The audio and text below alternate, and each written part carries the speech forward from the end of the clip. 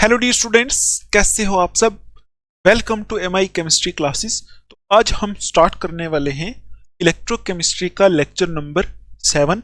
तो ये वाला जो लेक्चर है, इसमें जो लेक्चर नंबर 6 था कल वाला, उसी को ही थोड़ा सा कंटिन्यू करेंगे और साथ में कुछ और भी देखने वाले हैं।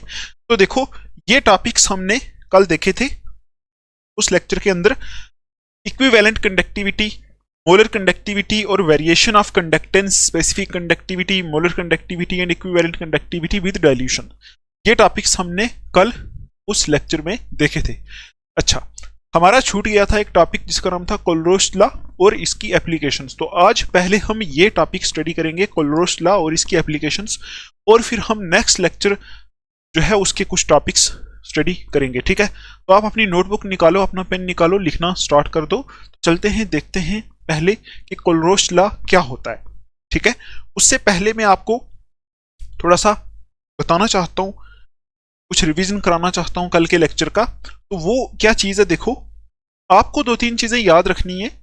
आपको याद क्या रखना है कि जो हमने लास्ट टॉपिक पढ़ा था ना, लास्ट टॉपिक, उसके अंदर हमने देखा था कि कंडक्टेंस जो होती है, ठीक है, कंडक्टेंस जो होती है जिसको जी से रिप्रेजेंट करते हैं, वो डाइल्यूशन करने पे इंक्रीज होती है।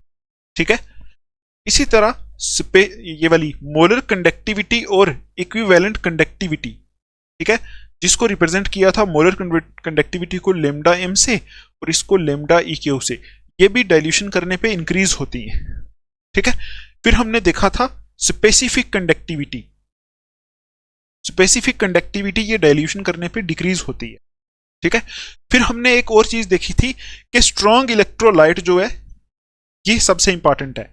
स्ट्रॉन्ग इलेक्ट्रोलाइट, इसका जो ग्राफ आता है, इसका जो ग्राफ आता है स्ट्रॉन्ग इलेक्ट्रोलाइट का, कौन सा ग्राफ, रूट सी इंटू ये, यही कल बनाया था ना ग्राफ, रूट सी इंटू मोलर कंडक्टिविटी। तो ये जो ग्राफ आता है स्ट्रॉन्ग इलेक्ट्रोलाइट का, कुछ ऐसा आता है, ऐसा ऐसा, ठीक है, ऐसा आता है।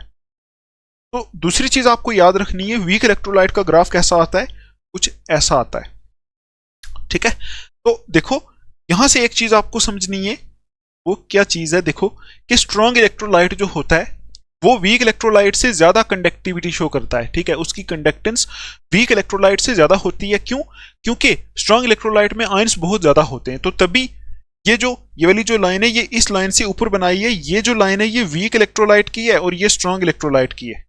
इसलिए क्योंकि ये जो लाइन ऊपर है इसका मतलब ज्यादा कंडक्टिविटी है इससे ये जो लाइन है ये नीचे इसलिए क्योंकि ये वीक इलेक्ट्रोलाइट की लाइन है और वीक इलेक्ट्रोलाइट की कंडक्टिविटी ऊपर वाले से कम होती है, तभी इसको नीचे बनाया है और स्ट्रॉन्ग इलेक्ट्रोलाइट वाले को ऊपर बनाया है। ठीक है, ये आपको दिखाना था। अच्छा, आपको एक चीज और ध्यान रखनी है कि अगर हमें, देखो यहां वैल्यूज दी होंगी यहां भी और यहां भी। ठीक, तो अगर हमें किसी स्ट्रॉन्ग इलेक्ट्रोलाइट की मोलर कंडक्टिविटी पता करनी हो, ये वाली, हम क्या कर सकते हैं, सिर्फ इस लाइन को आगे बढ़ा सकते हैं और जहां ये लाइन कटेगी वही इसकी मोलर कंडक्टिविटी होगी स्ट्रॉन्ग इलेक्ट्रोलाइट की। ठीक है, लेकिन ये काम हम यहां वीक इलेक्ट्रोलाइट के केस में नहीं कर सकते, क्योंकि इसकी जो लाइन है ये कुछ ऐसे खड़ी सी लाइन है, ये सीधी सी, तो इसको आप आगे बढ़ाओगे ये कहीं कटेगी नहीं, ये इसके साथ कहीं मैच नहीं करेगी। तो हम मोलर कंडक्टिविटी वीक इलेक्ट्रोलाइट की ग्राफ की लाइन को आगे बढ़ा के नहीं बता सकते। ठीक है, और स्ट्रॉन्ग इलेक्ट्रोलाइट की मोलर कंडक्टिविटी को हम सिंपली इस लाइन को एक्स्ट्रापोलेट, या फिर एक्स्ट्रापोलेट का मतलब होता है आगे बढ़ाना, मतलब सीधा इसको आगे बढ़ा के जहां ये लाइन कटेगी वहां से हम इसकी मोलर कंडक्टिविटी की वैल्यू इससे ग्राफ से पता कर सकते हैं। ठीक है, ये दो चीजें आपको याद रखनी है, यही चीजें आगे कोलरोस लॉ के अंदर काम आने वाली हैं। चलो देखते हैं अभी कोलरोस लॉ क्या होता है, इसको साफ कर देते हैं, सीधा चलते हैं कोलरोस लॉ के ऊपर। तो अभी हम देखते हैं कोलरोस लॉ क्या होता है। देखो कोलरोस लॉ जो है ना, इसको एक और नाम भी देते हैं, देखो इसको ये भी बोलते हैं, यहां लिखो RKOHL, Kohlrausch law of independent migration of ions.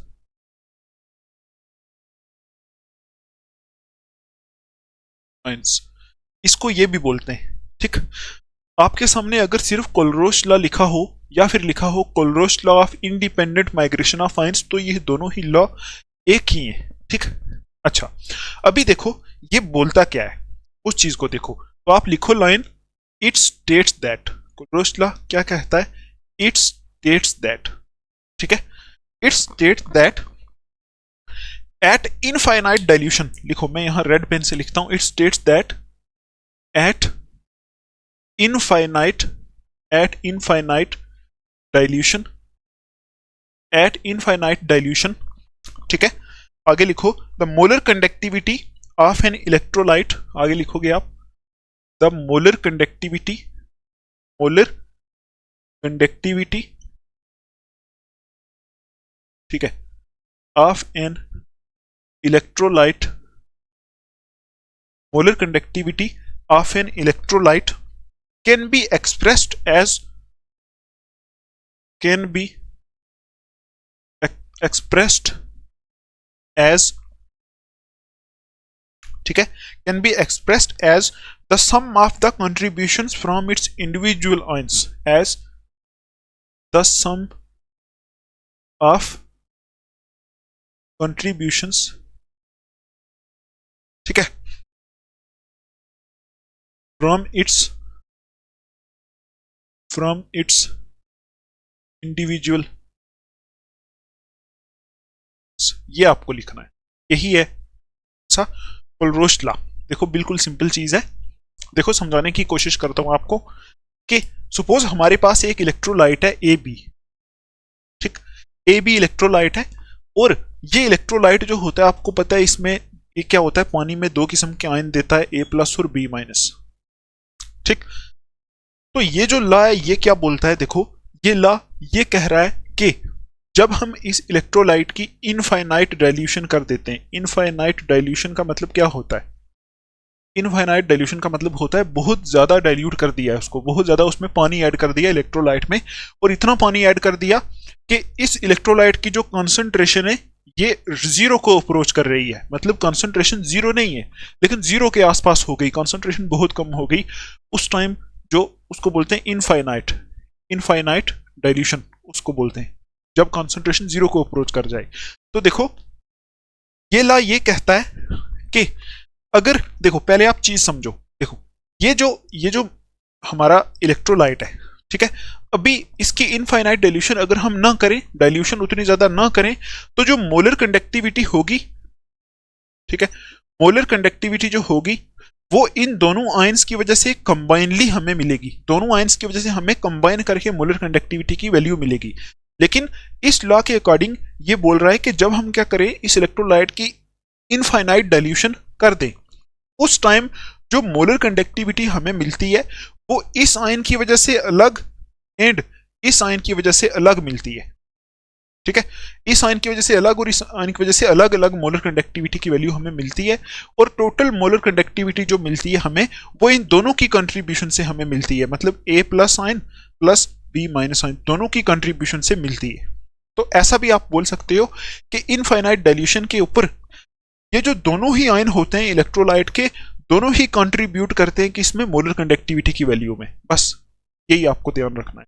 अभी आप इस डेफिनेशन को पढ़ो, देखो it states that at infinite dilution, मतलब इनफाइनाइट डाइल्यूशन के ऊपर molar conductivity of an electrolyte can be expressed as, मतलब किसी इलेक्ट्रोलाइट की जो मोलर कंडक्टिविटी है उसको कैसे एक्सप्रेस कर सकते हैं, as the sum of contributions from its individual ions, उस इलेक्ट्रोलाइट के इंडिविजुअल आयन, इंडिविजुअल का मतलब होता है अलग अलग, इस इलेक्ट्रोलाइट के अलग अलग आयंस के कंट्रीब्यूशन जो है उसका सम करके हमें मोलर कंडक्टिविटी मिलती है, कब, इनफाइनाइट डाइल्यूशन पे। देखो यही लिखा है, एक बार पढ़ो फिर पढ़ो, देखो इनफाइनाइट डाइल्यूशन के ऊपर at infinite dilution molar conductivity of an electrolyte can be expressed as, यहां तक तो आपको बताया कैसे एक्सप्रेस की जाती है, sum of contributions from its individual ions, मतलब जो इस इलेक्ट्रोलाइट के इंडिविजुअल आयन है जैसे ए प्लस और बी माइनस, इनके सम के बराबर होती है मोलर कंडक्टिविटी, ठीक है।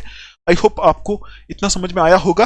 अभी आप ऐसे लिखो, इस लॉ के अंदर मोलर कंडक्टिविटी को टेक्स्ट बुक के अंदर ऐसे रिप्रेजेंट किया है, ये वाला लेमडा यूज किया गया, ठीक है, तो ये लेमडा यूज किया गया है ऐसे। आप इसको ये भी लिख सकते हो, ये भी तो मोलर कंडक्टिविटी है लेकिन टेक्स्ट बुक के ऊपर ये लेमडा यूज किया गया, ठीक है, किसी बुक के ऊपर ये वाला भी किया गया, किसी के ऊपर ये भी किया गया। दोनों में से आप कोई भी लिख सकते हो। देखो ऐसे होगा, देखो ये जो चीज है, ये अगर मैं यहां ये जीरो ना लगाऊं ना, जीरो ना लगाऊं, तो ये बन गई मोलर कंडक्टिविटी। और अगर मैं यहां जीरो लगा दूं तो इसको बोलते हैं molar conductivity at infinite dilution. ये जीरो का मतलब यहां ऐसा है कि इनफाइनाइट डाइल्यूशन के ऊपर कंसंट्रेशन जीरो को अप्रोच करती है, इसीलिए यहां जीरो लिखते हैं। तो इस सिंबल से रिप्रेजेंट करते हैं molar conductivity at infinite dilution. तो हम यही तो देख रहे हैं इनफाइनाइट डाइल्यूशन के ऊपर, तो वही लिखा है यहां। फार्मूला के बेस पे आपको समझ में आ जाएगा। देखो इज इक्वल टू, यहां लिखो n plus molar conductivity, molar conductivity infinite dilution पे plus plus n minus lambda minus nought. ये आपको याद रखना है, ठीक है। या फिर आप इस फार्मूले को, इस चीज को आप ऐसे भी रिप्रेजेंट कर सकते हो, equal to n plus lambda plus nought plus n minus lambda minus nought, ऐसे भी लिख सकते हो। ये भी वही चीज है, ये भी वही चीज है। और यही है कौन सा, कोलरोश लॉ। क्या बोलता है कोलरोश लॉ कि इनफाइनाइट डाइल्यूशन के ऊपर जो मोलर कंडक्टिविटी की वैल्यू आएगी, देखो ये क्या चीज है, ये molar conductivity at infinite dilution है। ये जीरो का मतलब है इनफाइनाइट डाइल्यूशन पे कंसंट्रेशन क्या हो जाती है, जीरो को अप्रोच करती है। Molar conductivity at infinite dilution is equal to n plus into molar conductivity of plus sign. Plus sign देखो दो ही तो आयन है यहाँ, एक तो प्लस साइन है, एक माइनस साइन है। तो वही चीज है कि इनफाइनाइट डाइल्यूशन के ऊपर क्या होता है, मोलर कंडक्टिविटी की जो वैल्यू होती है उसमें आयंस की वैल्यू कंट्रीब्यूट करती हैं, मतलब आयंस की अलग अलग मोलर कंडक्टिविटी की वैल्यू कंट्रीब्यूट करती हैं। तो यहां क्या चीज है, ये molar conductivity at infinite dilution is equal to n plus, n क्या चीज है, n नंबर ऑफ मोल्स हैं, मैं आपको अभी बताऊंगा। देखो n प्लस इंटू ये मोलर कंडक्टिविटी ऑफ प्लस है, देखो ये लिम्डा तो मोलर कंडक्टिविटी है ना, molar conductivity at infinite dilution of plus sign plus plus, देखो मैंने बोला था ना कि सम, ये सम वही सम है, ये plus n minus into molar conductivity of minus ion eight infinite dilution, ये है, ठीक। ये होता है कोलरोश लॉ। अभी देखो आपको ये समझ में आएगा आस्ता आस्ता कि क्या होता है। आप इस चीज को ऐसे भी लिख सकते हो, आर कर लो यहां, तो आप यहां एक और लाइन ऐड करो, यहां n प्लस और n माइनस क्या है, यहां here n plus and n minus are number of moles, ठीक है। ये जो दोनों है ये नंबर ऑफ मोल्स हैं, moles of cations, cations and anions. आपको अभी सारा समझ में आएगा, आप आस्ता आस्ता लगे रहो, सब्र तो रखना ही पड़ेगा आपको। देखो here n plus and n minus, ये जो लिखा है n प्लस और n माइनस, ये क्या है, number of moles of cations and A9, ठीक है। कैटाइन आगे एनाइन रिस्पेक्टिवली लिख लो, रिस्पेक्टिवली। इसका मतलब n प्लस जो है नंबर ऑफ मोल्स किसके, कैटाइन के, और n minus number of mole A9 के, ठीक है। और ये जो लेमडा प्लस नॉट और लेमडा माइनस नॉट, ये क्या है, लेमडा प्लस नॉट ये वाला, ये वाला, और ये वाला क्या है, एंड लेमडा माइनस नॉट। देखो एक आयन तो यहाँ इलेक्ट्रोलाइट में प्लस होगा, एक माइनस होगा, तो लेमडा प्लस नॉट और लेमडा माइनस नॉट का मतलब है molar conductivity of cation at infinite dilution और molar conductivity of anion at infinite dilution. तो यहां आप लिखो ये क्या है, are molar conductivities, molar conductivities, ठीक है, of cation and anion, cation और एनाइन की मोलर कंडक्टिविटीज हैं एट इनफाइनाइट डाइल्यूशन। आगे लिखो एट इनफाइनाइट, इनफाइनाइट डाइल्यूशन, ठीक है। आगे लिख लो रिस्पेक्टिवली, रिस्पेक्टिवली का मतलब होता है कि ये जो है ये कैटाइन के लिए है और ये लेमडा माइनस नॉट एनाइन के लिए है, ठीक है। इतना आपको समझ में आ गया। अभी आपको ये और समझ में आएगा। देखो जैसे फॉर CaCl2, देखो जैसे कैल्शियम क्लोराइड है, ये एक इलेक्ट्रोलाइट है, आई होप आपको समझ में आ रहा होगा। तो ये यहां लिख लो एग्जाम्पल, एग्जाम्पल में जैसे लिखो फॉर CaCl2, ठीक है, कैल्शियम क्लोराइड। इसमें कोलरोश लॉ अप्लाई करके देखो कैसे अप्लाई करोगे। आपको पता है CaCl2 कैसे ब्रेक करता है, CaCl2 कैसे ब्रेक करता है, Ca2 plus plus 2Cl minus, ऐसे ब्रेक करता है। ठीक है। तो देखो जब इसकी इनफाइनाइट डाइल्यूशन करेंगे तो आयंस बहुत अलग अलग हो जाएंगे, आयंस बहुत दूर दूर हो जाएंगे, और ओवरऑल जो मोलर कंडक्टिविटी आएगी पूरे सॉल्यूशन की वो उसमें क्या करेंगे, आयंस आयंस की मोलर कंडक्टिविटी कंट्रीब्यूट करेगी। तो ओवरऑल मोलर कंडक्टिविटी में इस आयन की मोलर कंडक्टिविटी प्लस इस आयन की मोलर कंडक्टिविटी दोनों को हम क्या करेंगे, प्लस कर देंगे, है ना। पहले ही बोल दिया, ये आयन प्लस ये आयन दोनों की मोलर कंडक्टिविटी को प्लस कर देंगे, क्योंकि इनफाइनाइट डाइल्यूशन पे क्या होगा, आयंस दूर दूर हो जाएंगे, है ना। दूर दूर होने की वजह से हम सिर्फ ऐसा नहीं बोलेंगे कि दोनों आयन एक ही बार कंट्रीब्यूट कर रहे हैं, ऐसा नहीं, ये आयन अलग कंट्रीब्यूट कर रहा है, ये अलग कंट्रीब्यूट कर रहा है मोलर कंडक्टिविटी की वैल्यू में। अभी देखो इसके ऊपर ये वाला अप्लाई करके देखो, आप ये वाला अप्लाई करना, ये तो वही चीज है, ये तो वही चीज है, ठीक, सिर्फ इस फॉर्म में लिखा, मतलब इस वाले लेमडा को ऐसे लिख दिया है, ठीक। अभी अप्लाई करके देख सकते हो, देखो यहां ये वाला हम अप्लाई करते हैं, ये वाला, तो देखो कैसे अप्लाई करोगे, इसकी जगह क्या लिखोगे, लेमडा नॉट किसका, CaCl2, ठीक है। Molar conductivity at infinite dilution of CaCl2 हम यही देख रहे हैं, ठीक है। और ये किसके बराबर होगी, ये किसके बराबर होगी, इज इक्वल टू ये n प्लस लेमडा, देखो लेमडा जो है ना, ये लेमडा प्लस का मतलब है कैटायन वाला, तो कैटायन ये वाला है, तो यहां आएगा लेमडा Ca2 प्लस नॉट, ये आएगा, ठीक है, प्लस ये एनाइन है, लेमडा एनाइन वाला है, तो यहां आएगा लेमडा Cl माइनस नॉट, ये आएगा। अभी आप एक चीज चेक करो, ये हमने सिर्फ ये n की वैल्यू अभी नहीं लिखी हमने, ठीक है, हमने सिर्फ लेमडा लेमडा लिखा है। लेमडा प्लस का मतलब है कैटायन वाला लेमडा, तो लेमडा प्लस मतलब लेमडा ये वाला प्लस लेमडा ये वाला, ठीक है। Molar conductivity of cation plus molar conductivity of anion. अभी देखो n की वैल्यू जो है वो नंबर ऑफ मोल्स हैं, तो यहाँ ये वाला जो लेमडा प्लस कैटायन के पीछे नंबर ऑफ मोल कितने, 1, तो यहाँ 1 लगा सकते हो आप, लगाना चाहो लगाओ, नहीं तो ना लगाओ, तब भी कोई प्रॉब्लम नहीं है। तो यहाँ Cl माइनस के पीछे क्या है, 2, तो यहाँ n माइनस की जगह यहाँ 2 लगेगा, ठीक। तो ये आपने क्या कर दिया, अप्लाई कर दिया कि इनफाइनाइट डाइल्यूशन के ऊपर किसी एक एलिमेंट, ये किसी एक इलेक्ट्रोलाइट की मोलर कंडक्टिविटी को हम ऐसे रिप्रेजेंट करेंगे, ठीक है। तो यहां देखो, यहां आप ये भी लिख सकते हो कि इधर क्या है, n प्लस की वैल्यू कितनी थी, 1, देखो n प्लस यहां इसके पास आता है ना, n प्लस इसके साथ है, लेमडा प्लस वाले के साथ, तो इसकी वैल्यू 1 थी, एंड n माइनस की वैल्यू कितनी थी, ये आपको यहां पता है, देखो n माइनस की जगह आपने 2 लगा दिया। आई होप आपको ये ला अप्लाई करना समझ में आया होगा कैसे होता है, ठीक। तो क्या बोलोगे ओवरऑल कि इनफाइनाइट डाइल्यूशन जब हम करते हैं उस टाइम जो मोलर कंडक्टिविटी होती है, ओवरऑल सॉल्यूशन की मोलर कंडक्टिविटी, वो sum of molar conductivities of cation और एनायन होती है, ये होता है ओवरऑल। और ये हमने ऐसे साइंस लगाई, ये आपको पहले ही पता है, लेमडा m मोलर कंडक्टिविटी और 0 लगाया, इसका मतलब इनफाइनाइट डाइल्यूशन, ठीक। तो ऐसे हम क्या करते हैं, अप्लाई करते हैं। आई होप आपको ये समझ में आया होगा। एक और देख लो एग्जांपल, देखो जैसे मैं बोलूं NaCl, ये क्या है, एक इलेक्ट्रोलाइट है, कैसे ब्रेक होता है, Na plus plus Cl minus, ऐसे ब्रेक होता है। इसके ऊपर कोलरोश लॉ अप्लाई करो तो क्या आएगा, lambda NaCl not, molar conductivity of NaCl at infinite dilution is equal to क्या आएगा, लेमडा Na प्लस नॉट, ठीक है, यहां क्या आएगा, नॉट, ये plus lambda Cl minus not. अभी देखो n प्लस की वैल्यू इधर आएगी, n माइनस की वैल्यू इधर आएगी, तो यहाँ n प्लस की भी 1 है, n माइनस की भी 1 है, तो ये आ जाएगा, ऐसे हम अप्लाई करेंगे इस पे, ठीक है। एक और देख लो, जैसे देख लो, क्या देखोगे, सपोज H2SO4 देख लो, H2SO4 ये होता है, तो ये कैसे ब्रेक होता है, H2H plus plus SO4 2 minus, ऐसे ब्रेक होता है।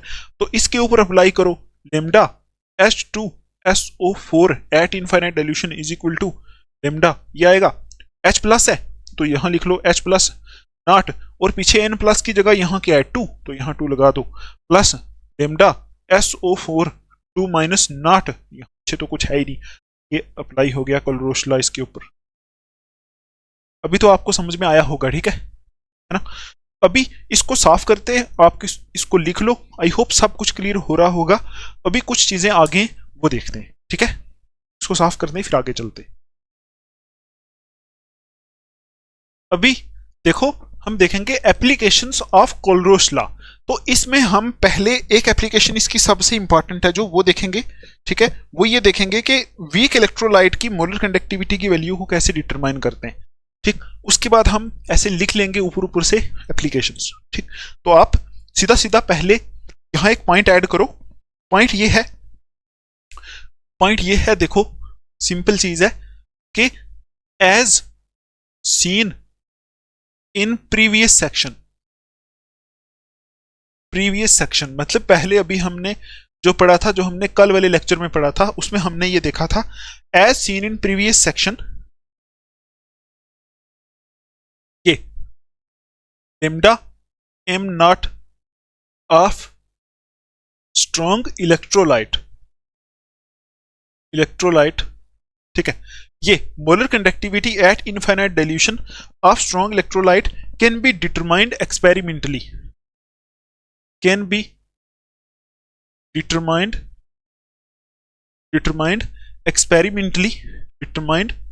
experimentally,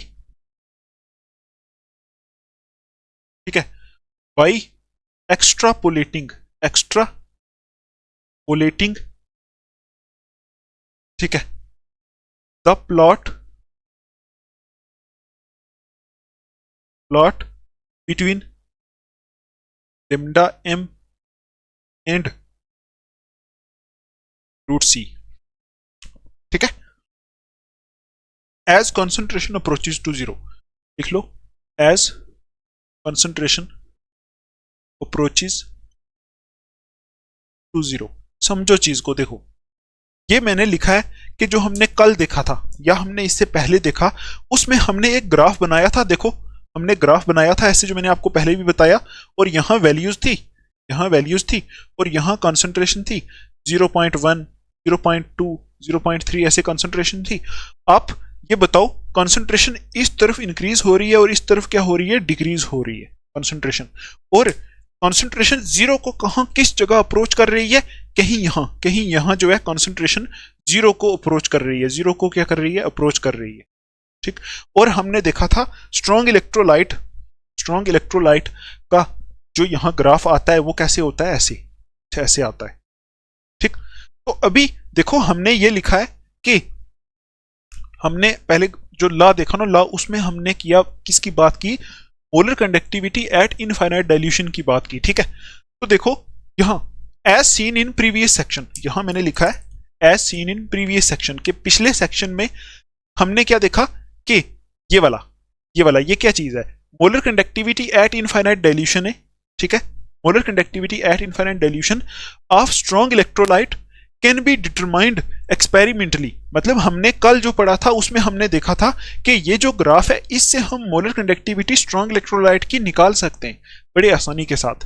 मोलर कंडक्टिविटी कौन सी, molar conductivity at infinite dilution हम आसानी से निकाल सकते हैं। देखो यहां ये स्ट्रॉन्ग इलेक्ट्रोलाइट है, ठीक है। तो आपको पता है ये जो लाइन है ना, ये लाइन इस लाइन को क्रॉस कर रही है, ये लाइन इस लाइन को क्रॉस कर रही है।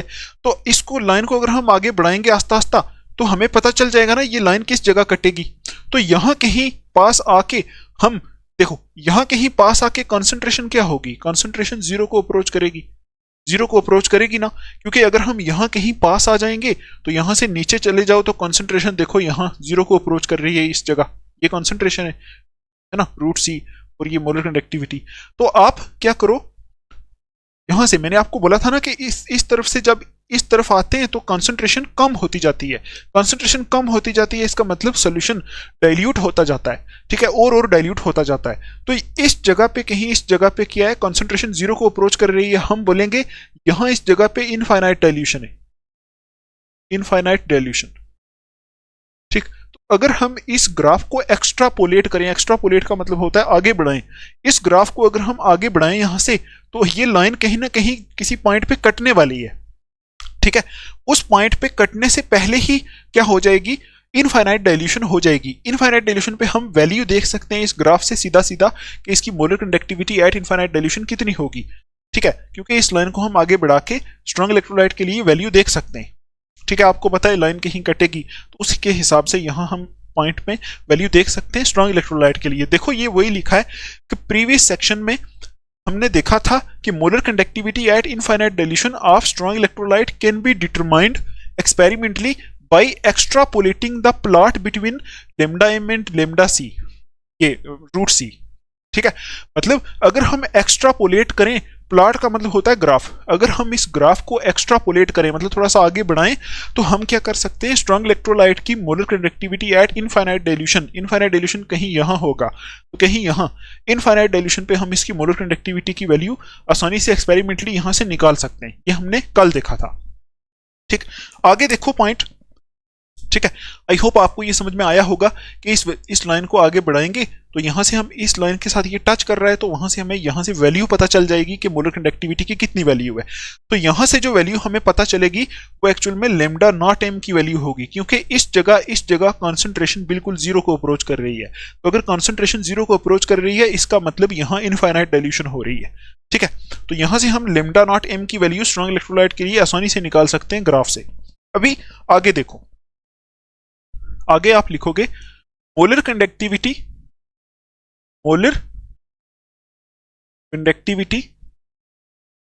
ऑफ वीक इलेक्ट्रोलाइट,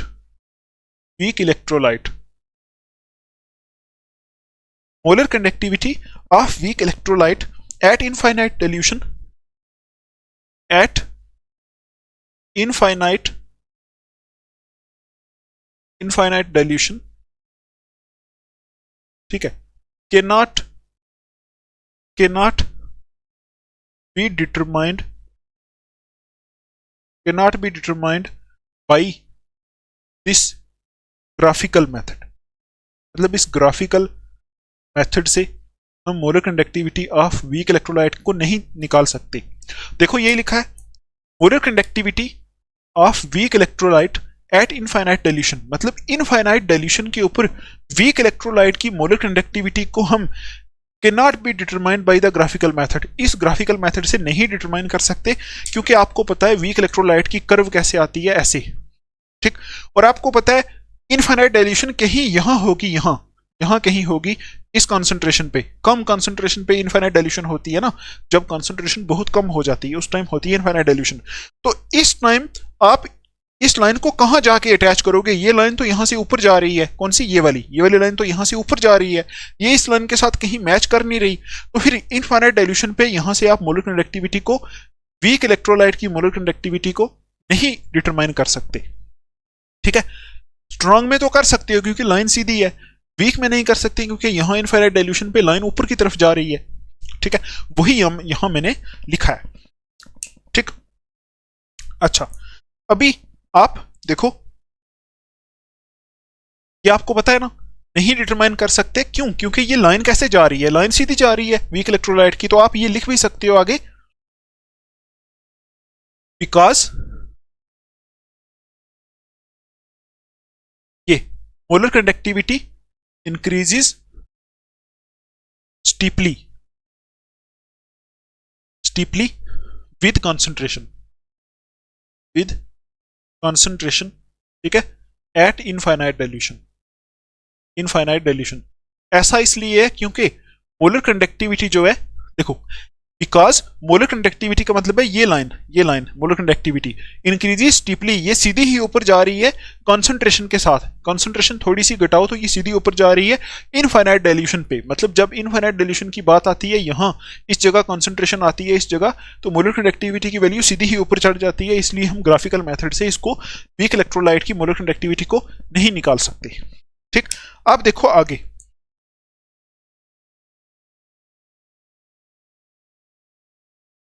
अब एक लाइन आप और लिखो, एट इनफाइनाइट डाइल्यूशन, आपको मैं इस टॉपिक के ऊपर न्यूमेरिकल्स भी कराऊंगा। ठीक, फिर आपको और समझ में आएगा। ठीक, eight infinite dilution electrolyte dissociate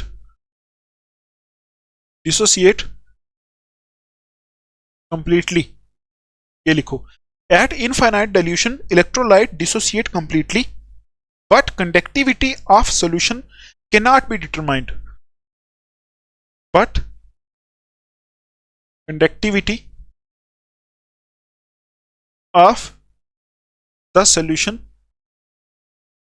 आगे लिखो cannot be determined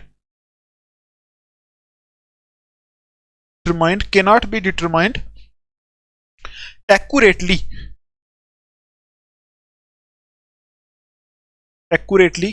at low concentration.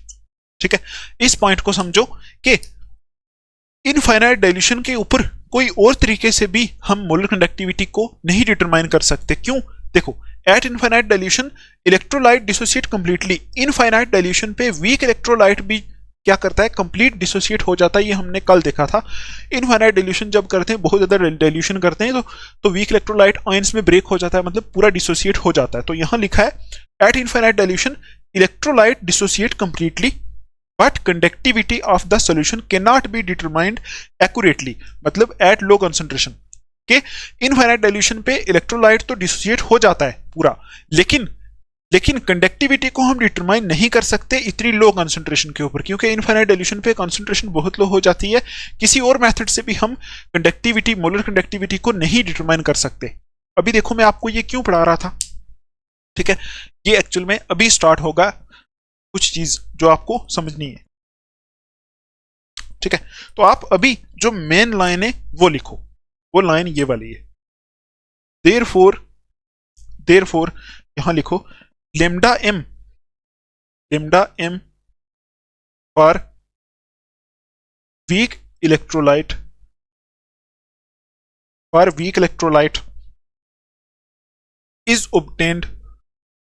is obtained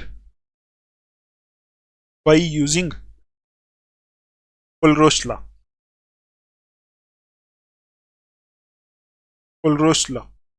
ठीक, आगे लिख लो Kohlrausch law of independent migration of ions.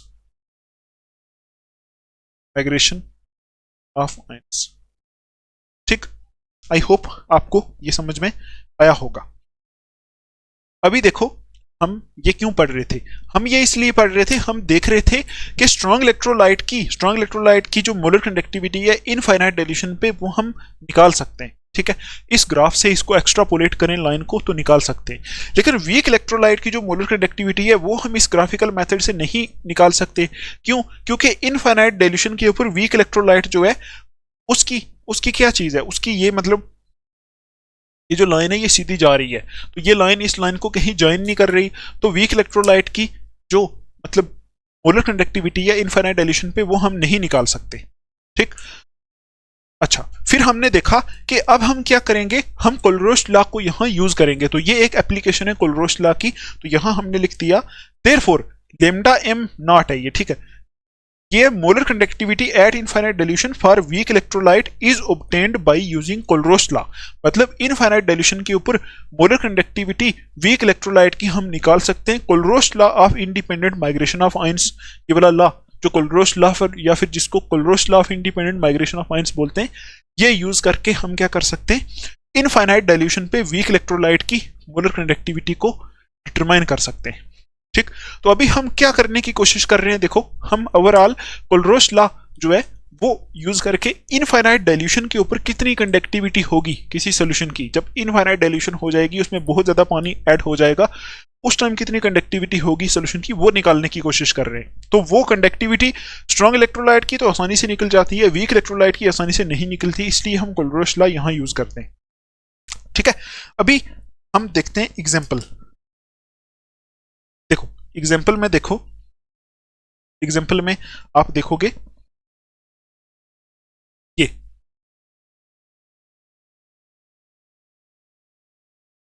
Acetic acid. ठीक, acetic acid eight infinite dilution, ऐसे लिख लो।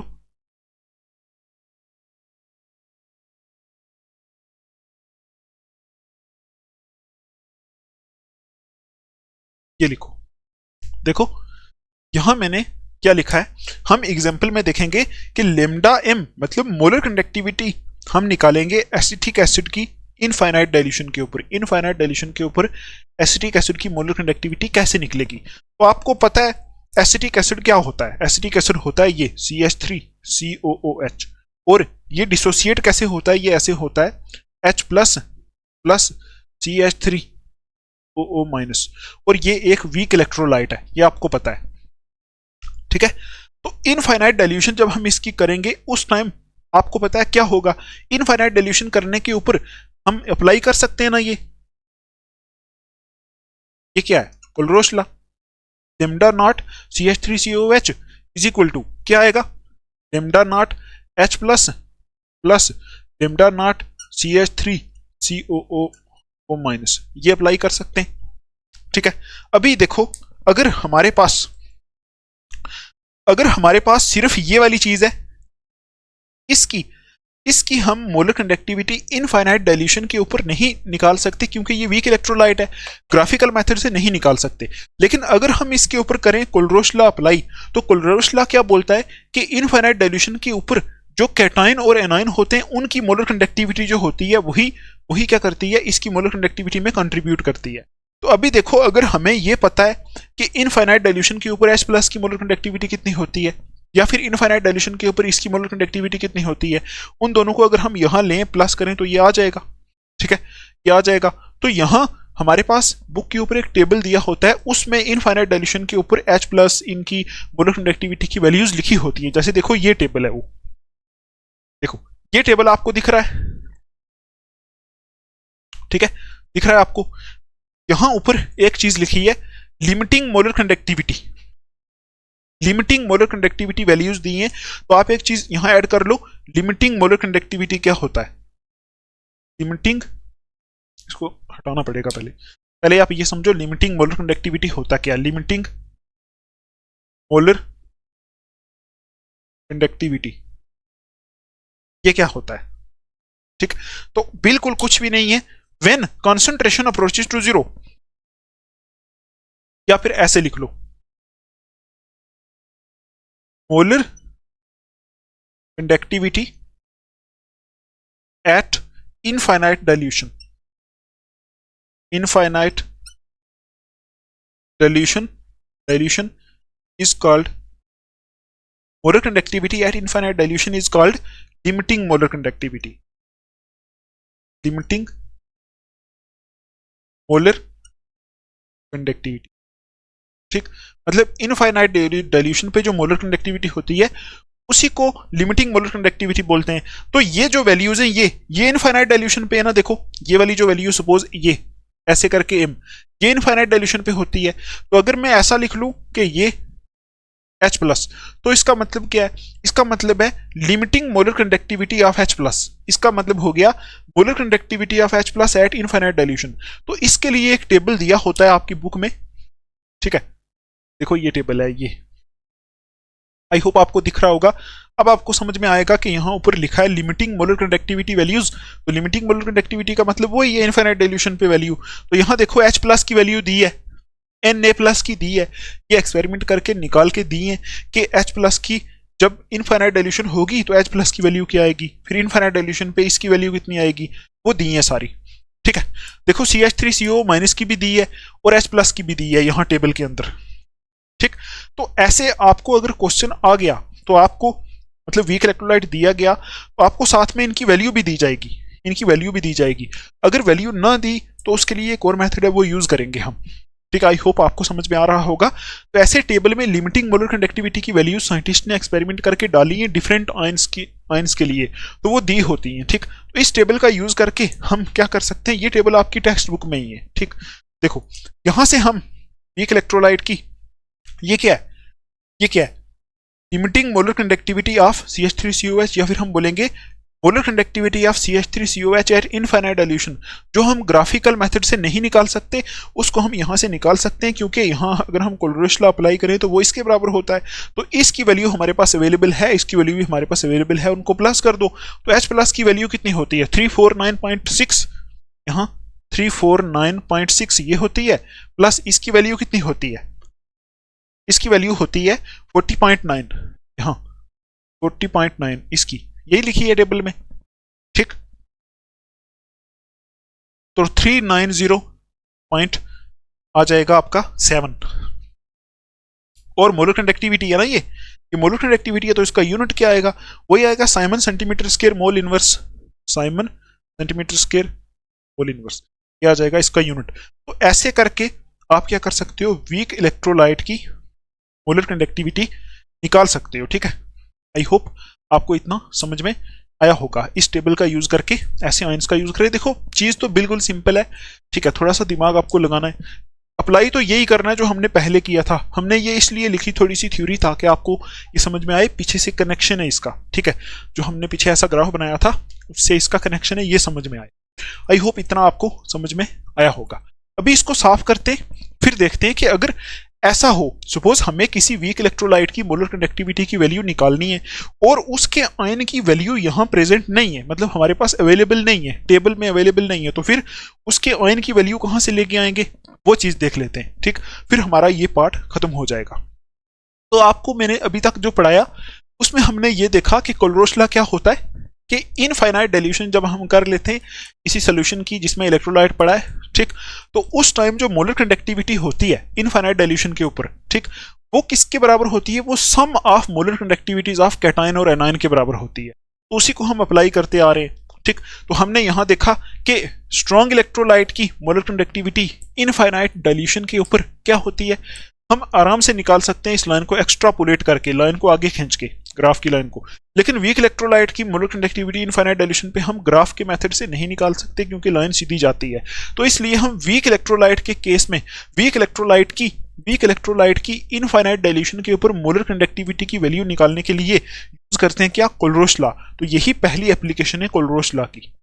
ठीक, जिनको आगे हम जो एप्लीकेशन से 2-3 और भी हैं उनको हम सीधा करके लिखेंगे पॉइंट्स में, तो आपको पता लग जाना चाहिए कि हमने क्यों यूज किया कोलरोस लॉ यहाँ। ठीक, तो यही पहली एप्लीकेशन होगी ना। अभी आपको ये नहीं लिखना है कि ये एप्लीकेशन है, ठीक है, एप्लीकेशन हम लिखेंगे। अभी मैं इसको साफ करता हूं फिर आगे देखते हैं। अभी देखो लाइन लिखो, बिल्कुल सिंपल है, लिखो sometimes the molar conductivities of the ions, लिखो यहां sometimes the molar conductivities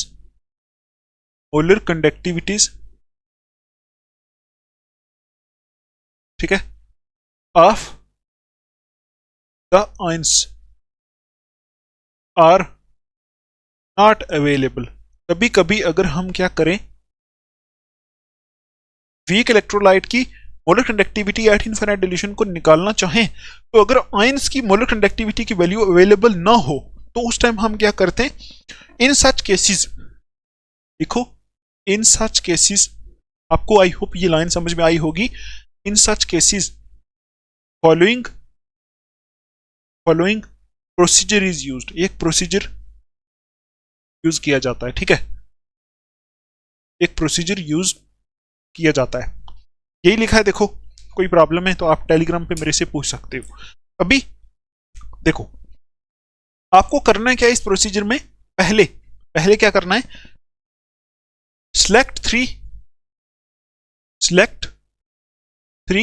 strong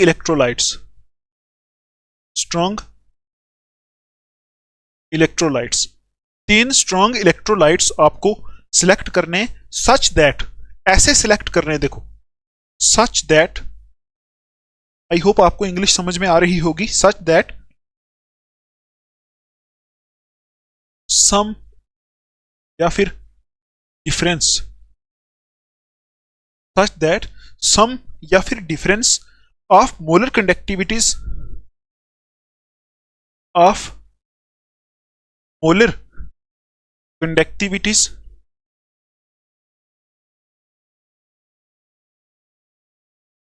of their ions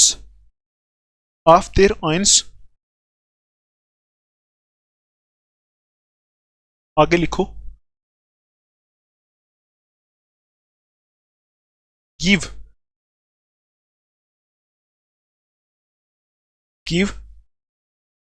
molar conductivities,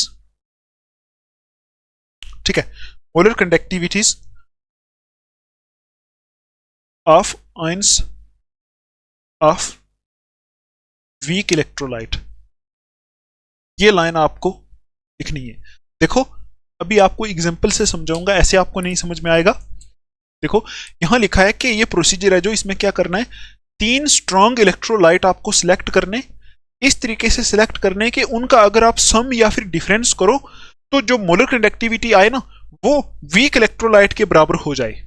ठीक है, सम या फिर डिफरेंस करो तो molar conductivities of their ions, उनके आयंस की जो मोलर कंडक्टिविटी की वैल्यू हो वो वीक इलेक्ट्रोलाइट के बराबर हो जाए। ठीक है ना, ऐसे आपको पहले 3 इलेक्ट्रोलाइट लेने स्ट्रॉन्ग वाले। ठीक, अभी आपको मैं एग्जांपल से समझाता हूं। देखो पहले दूसरा पॉइंट आप लिख लो, फिर आपको ये पक्का समझ में आएगा। दूसरा पॉइंट जो है वो क्या है, देखो ये lambda not m molar conductivity at infinite dilution values of strong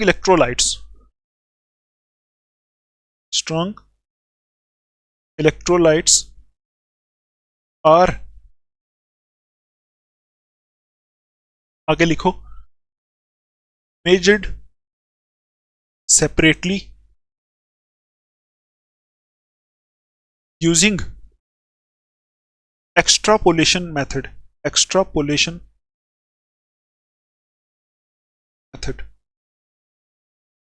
ठीक, अच्छा उसके बाद इसी में लिखो add or subtract these values to get the lambda naught m for weak electrolyte। देखो पहले हम एग्जांपल से समझते हैं, फिर आपको मैं ये थ्योरी समझाऊंगा। तो देखो एग्जांपल से कैसे समझेंगे, सपोज हमारे पास क्वेश्चन है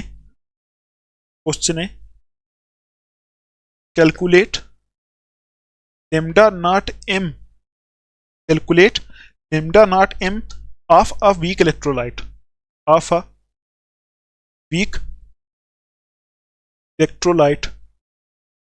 और वो वीक इलेक्ट्रोलाइट कौन सा है, Ma एक वीक इलेक्ट्रोलाइट है, इसका हमें ये कैलकुलेट करना है। ये क्या चीज है, molar conductivity at infinite dilution, ये हमें कैलकुलेट करनी है। और अगर हमारे पास इसके जो आयंस हैं उनकी मोलर कंडक्टिविटी की वैल्यू होती तो हम सीधा उनको प्लस कर लेते। हम यहाँ ये मान रहे हैं कि इसके आयन की मोलर कंडक्टिविटी की वैल्यू हमारे पास नहीं है। ठीक, हम क्या करेंगे, कैलकुलेट करेंगे। तो पहला पॉइंट क्या है, 3 स्ट्रॉन्ग इलेक्ट्रोलाइट हमने सिलेक्ट करने। ठीक है, देखो सिलेक्ट करने 3 स्ट्रॉन्ग इलेक्ट्रोलाइट, यहां लिखो for this purpose we will select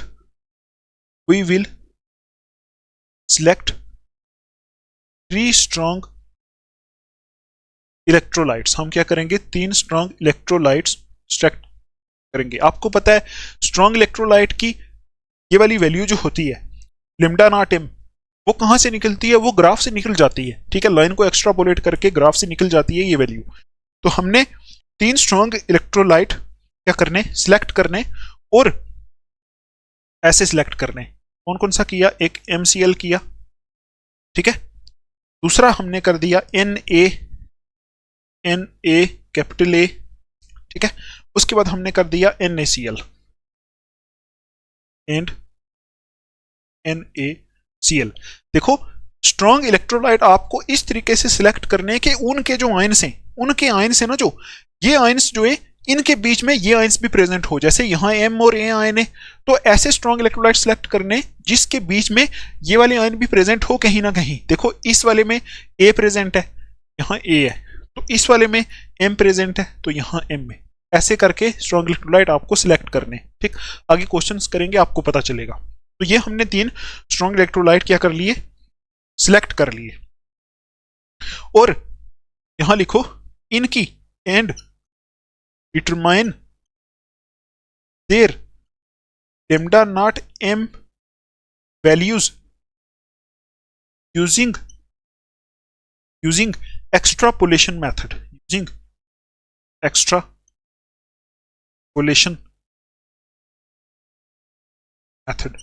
मतलब हम क्या करेंगे, पहले 3 स्ट्रॉन्ग इलेक्ट्रोलाइट सिलेक्ट करेंगे इस तरीके से कि उन इलेक्ट्रोलाइट के बीच में जो आयंस हैं वो आयंस इनके आसपास होने चाहिए, मतलब ये वाले आयन उनके बीच में भी होने चाहिए, जो वीक इलेक्ट्रोलाइट के बीच में आयन से वो स्ट्रॉन्ग इलेक्ट्रोलाइट के बीच में भी होने चाहिए। फिर हम क्या करेंगे, उन स्ट्रॉन्ग इलेक्ट्रोलाइट्स की कौन सी value, lambda not M value calculate कर लेंगे एक्स्ट्रापोलेशन मेथड यूज करके, वही ग्राफ के ऊपर एक्स्ट्रापोलेट करके उनकी वैल्यू वहां से निकाल लेंगे इनकी। तो सपोज हम सिर्फ एग्जांपल के लिए लिख रहे हैं, एक्चुअल वैल्यू ये होती नहीं है। सपोज यहां हमारे पास MCl की वैल्यू आई 24, ठीक, NaA की वैल्यू आई 33, ठीक, और NaCl की वैल्यू आई 28। सपोज है, सिर्फ ऐसे समझाने के लिए हमने क्या किया, पहले हमें निकालनी क्या है, एक वीक इलेक्ट्रोलाइट की लेमडा नॉट एम निकालनी है, वीक इलेक्ट्रोलाइट की इनफाइनाइट डाइल्यूशन पे मोलर कंडक्टिविटी की वैल्यू निकालनी है, और उसमें हमारे पास इन आयन की वैल्यू नहीं है, ठीक। तो हम क्या करेंगे, पहले इस पर्पज के लिए हमने क्या किया, 3 स्ट्रॉन्ग इलेक्ट्रोलाइट सेट किए जिनके बीच में वही आयन से, ठीक है, किसी किसी के बीच में वही आयन से जो इसमें प्रेजेंट है, ठीक, वो सिलेक्ट किए और उनकी लेमडा नॉट वैल्यू निकाल ली हमने, क्योंकि स्ट्रॉन्ग वाले हैं, स्ट्रॉन्ग वालों की तो निकाल सकते हैं ग्राफिकल मेथड से। इनकी lambda not M molar conductivity at infinite dilution value हमने निकाल ली एक्स्ट्रापोलेशन मेथड यूज करके, और वाई MCl की इतनी, Na की इतनी और NaCl की इतनी आ गई। सपोज ये ऐसे ही हमने लिखा है, ठीक है, समझाने के लिए। अभी क्या करोगे, अभी हमें क्या करना है, इन तीनों को इस तरीके से ऐड या सब्सट्रैक्ट करना है कि यहां से ये Ma बन जाए, इस तरीके से ऐड या फिर सब्सट्रैक्ट करना है, ठीक। तो आपको पता है, आप एक काम कर लो, काम या ये कर लो कि सब के ऊपर आप कोलरोश लॉ अप्लाई करो। देखो MCl जो है, MCl, ठीक है, ये कैसे ब्रेक होता है, M plus plus Cl minus, ऐसे ब्रेक होगा।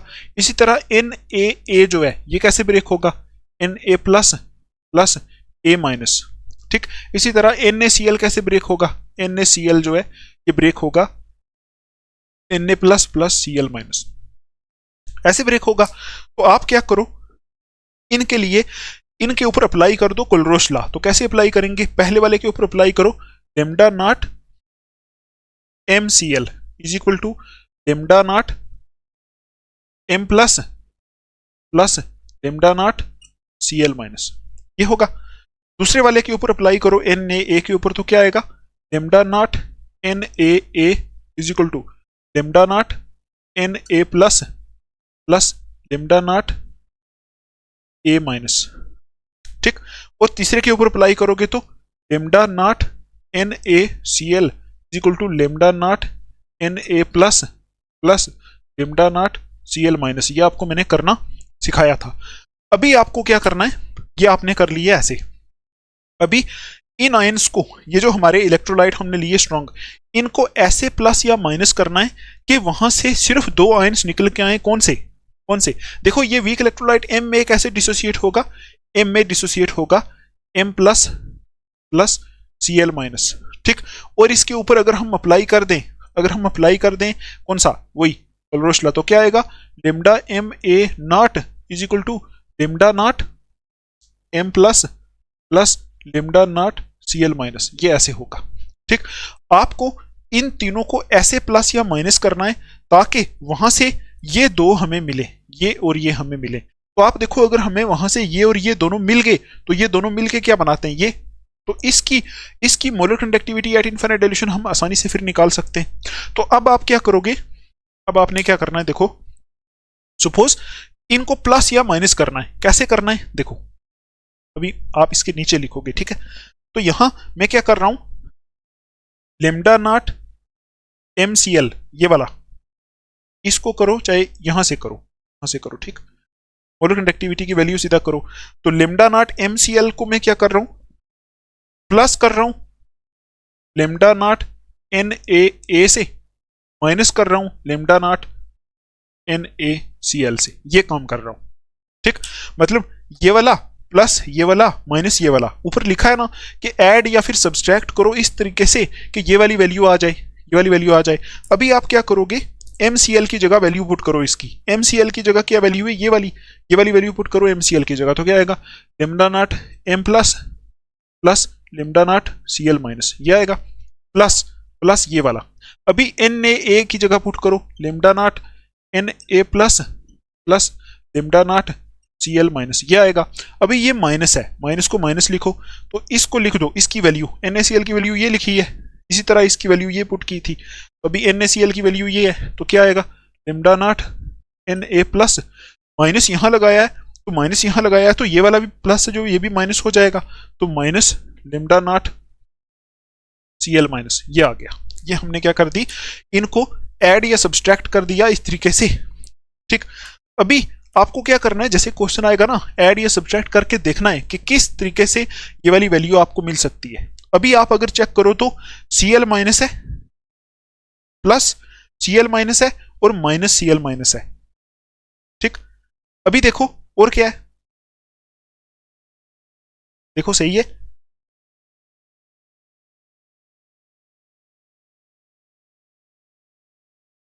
नहीं नहीं नहीं, एक गलती कर दी इसमें, ये दूसरी जो हमने की ना, ये Cl नहीं है, इधर Na और A है, ये A है। ठीक है, पहली चीज A है, लेमडा नॉट A है ये। ठीक, ये आप ध्यान रखना। देखो ये कैंसिल हो गया, प्लस Cl माइनस और minus Cl minus cancel, minus Na plus और प्लस Na प्लस, ये कैंसिल। तो ओवरऑल यहां से क्या बचा, एक तो ये बचा, एक ये बचा। ठीक, तो इसको हम ऐसे लिख सकते हैं, lambda not M plus plus lambda not A minus, और ये जो lambda not M plus plus lambda not A minus, lambda not M plus plus lambda not A minus is equal to क्या आया, ये आ गया।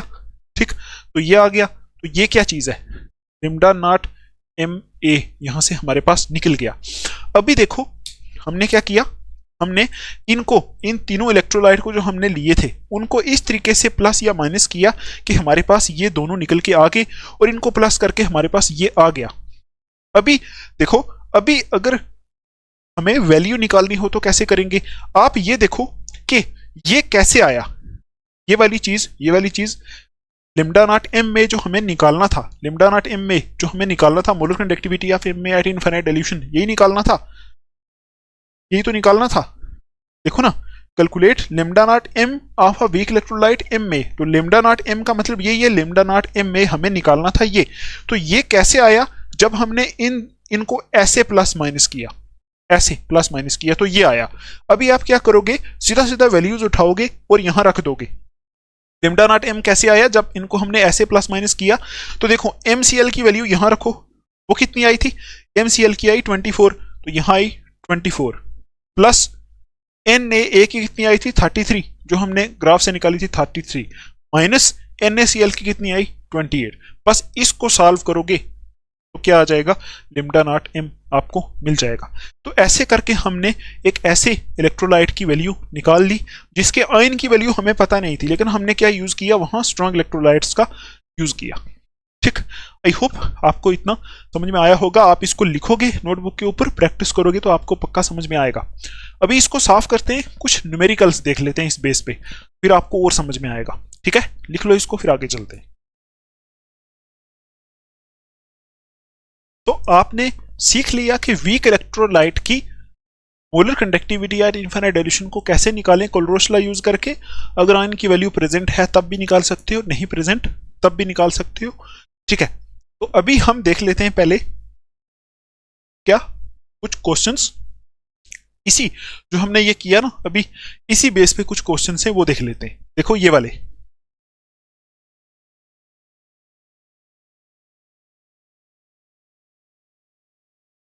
ये जो क्वेश्चन है आपको दिख रहा है, थोड़ा सा बड़ा कर दें इसको,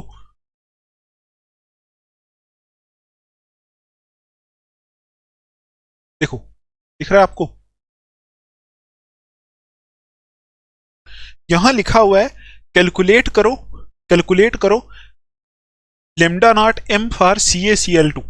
देखो यहां लिखा है CaCl2 के लिए कैलकुलेट करो लेमडा नॉट M। ठीक, और किसके लिए कैलकुलेट करो, यहां लिखा हुआ है MgSO4 के लिए कैलकुलेट करो, दूसरा MgSO4 के लिए कैलकुलेट करो। ठीक है, आपको पता है ये कैसे डिसोसिएट होता है, Ca plus plus 2Cl minus, तो इसके लिए लिख सकते हैं वैल्यू कौन सी, लेमडा नॉट CaCl2 किसके बराबर होगी, lambda naught Ca2 plus plus lambda not Cl minus और यहाँ पीछे 2 है तो यहाँ भी क्या आएगा 2 लेमडा नॉट Cl माइनस, ये आ जाएगा। तो अभी आगे लिखा है टेबल का यूज करो, ठीक, तो ये आ जाएगी किसमें, CaCl2 की, ठीक। और यहाँ MgSO4 है, ये कैसे ब्रेक होता है, Mg2 plus plus SO4 2 minus, इसमें ब्रेक होता है। तो कैसे लिखेंगे, लेमडा नॉट MgSO4, ठीक है, is equal to lambda not Mg2 plus plus lambda not SO4 2 minus, ये हो जाएगा। तो अभी आपको कुछ भी नहीं करना, टेबल का यूज करना है, जो अभी आपको मैंने टेबल दिखाया था। तो इसकी वैल्यू यहां पुट करनी है इसकी, और ये 2 को बाहर रखना है, इनटू इसकी वैल्यू यहां पुट करनी है टेबल से देख के, ठीक है, यहां जो आएगा वही आंसर होगा इसका, ठीक। और दूसरा इसमें भी वही करना है, इसकी वैल्यू टेबल से देखनी है, ठीक है, ये वही है, लिमिटिंग मोलर कंडक्टिविटी की वैल्यू जो टेबल में दी है वही यहां लिखनी है, प्लस ये लिखनी है, तो यहां से आपका ये आंसर आ जाएगा, बिल्कुल सिंपल है, ठीक। अभी नेक्स्ट क्वेश्चन देखते हैं, आप टेबल देख के ये सॉल्व करना, ठीक। नेक्स्ट क्वेश्चन है ये वाला, देखो बिल्कुल सिंपल है, देखो कैसे करना है, वही जो मैंने आपको अभी मेथड बताया था ना, वही मेथड आपको यूज करना है। देखो यहां लिखा हुआ है कि लेमडा नॉट एम वैल्यू किसके लिए दी हुई है, किसके लिए दी हुई है, देखो NaCl HCl और NaAC, NaCl, ठीक है, HCl NaAC, इनके लिए लेमडा नॉट वैल्यूज दी हुई है, NaCl HCl और NaAC के लिए दी हुई है। पहली है 126.4, दूसरी वैल्यू दी है 425.9, और तीसरी वैल्यू दी है 91, ठीक है, 91 आगे यूनिट लिखा हुआ है, ये दी है। तो आपको कैलकुलेट किसकी करनी है, HAC की, कैलकुलेट किसकी करनी है, कैलकुलेट करनी है HAC की वैल्यू, देखो आराम से कैलकुलेट कर सकते हो HAC की। तो आपको पता है HAC कैसे ब्रेक होगा, HAC ब्रेक होगा, देखो HAC है ना जो, ये ब्रेक होगा H plus plus AC minus, ठीक है, ये इसमें ब्रेक होगा। तो इसके लिए आप वैल्यू लिख सकते हो ऐसे, लेमडा नॉट HAC, ये आपको निकालनी है, ये निकालनी है इनफाइनाइट डिल्यूशन पे, इसके बराबर होगा lambda nought H plus plus lambda not AC minus, ये, ठीक। तो आपको इन तीनों को ऐसे प्लस या माइनस करना है कि ये वाली हमारे पास वैल्यू आ जाए, ये ऐसे प्लस या माइनस करना है, ठीक। तो देखो NaCl जो है कैसे ब्रेक होता है, Na plus plus Cl minus, ऐसे ब्रेक होता है, ठीक। और ये HCl कैसे ब्रेक होता है, H plus plus Cl minus, ये। और NaAC कैसे ब्रेक होगा, आपको पता है Na प्लस होता है प्लस AC माइनस होता है, ये होता है, ठीक। तो आपको पता है यहां से H और AC हमें चाहिए, H और AC, यहां H और AC चाहिए, तो इसके लिए आप ये वैल्यू लिख दो। यहां NaCl के लिए कैसे लिखोगे, ऐसे लेमडा नॉट NaCl, यहां क्या लिखोगे, लेमडा नॉट HCl, यहां लिखोगे लेमडा नॉट H नहीं NaAC, लेमडा नॉट NaAC, ये लिखोगे। और आगे क्या करोगे, इनकी वैल्यू पहले निकालोगे, इसकी क्या आएगी, lambda not Na plus plus lambda not Cl minus, ऐसे आएगा। यहां आएगा lambda not HCl H plus plus lambda not Cl minus, और इसकी वैल्यू आएगी lambda not Na plus plus lambda not क्या आएगा AC माइनस, ठीक, ये आएगा। तो अभी आपको क्या करना है, इनको ऐसे प्लस या माइनस करना है कि ये पार्ट आ जाएगी, जैसे मैंने आपको बताया था प्लस और माइनस करना, एग्जैक्ट वैसा ही क्वेश्चन है, ये वैल्यू आपको दी हुई है, प्लस या माइनस करोगे, जब ये आएगा तो आपको देखना है क्या करके ये आया था, वही काम करना है, उन्हीं तरीके से इन वैल्यू को प्लस या माइनस करना है, तो आंसर आपका आ जाएगा। ये आपका होमवर्क है, इतना मैंने आपको बता दिया, इसके बाद आप सॉल्व करोगे, और अगर आपने सॉल्व किया तो मुझे आप टेलीग्राम या फिर कमेंट्स में आंसर बता सकते हो, ठीक है। आई होप इतना आपको समझ में आया होगा। अभी देखो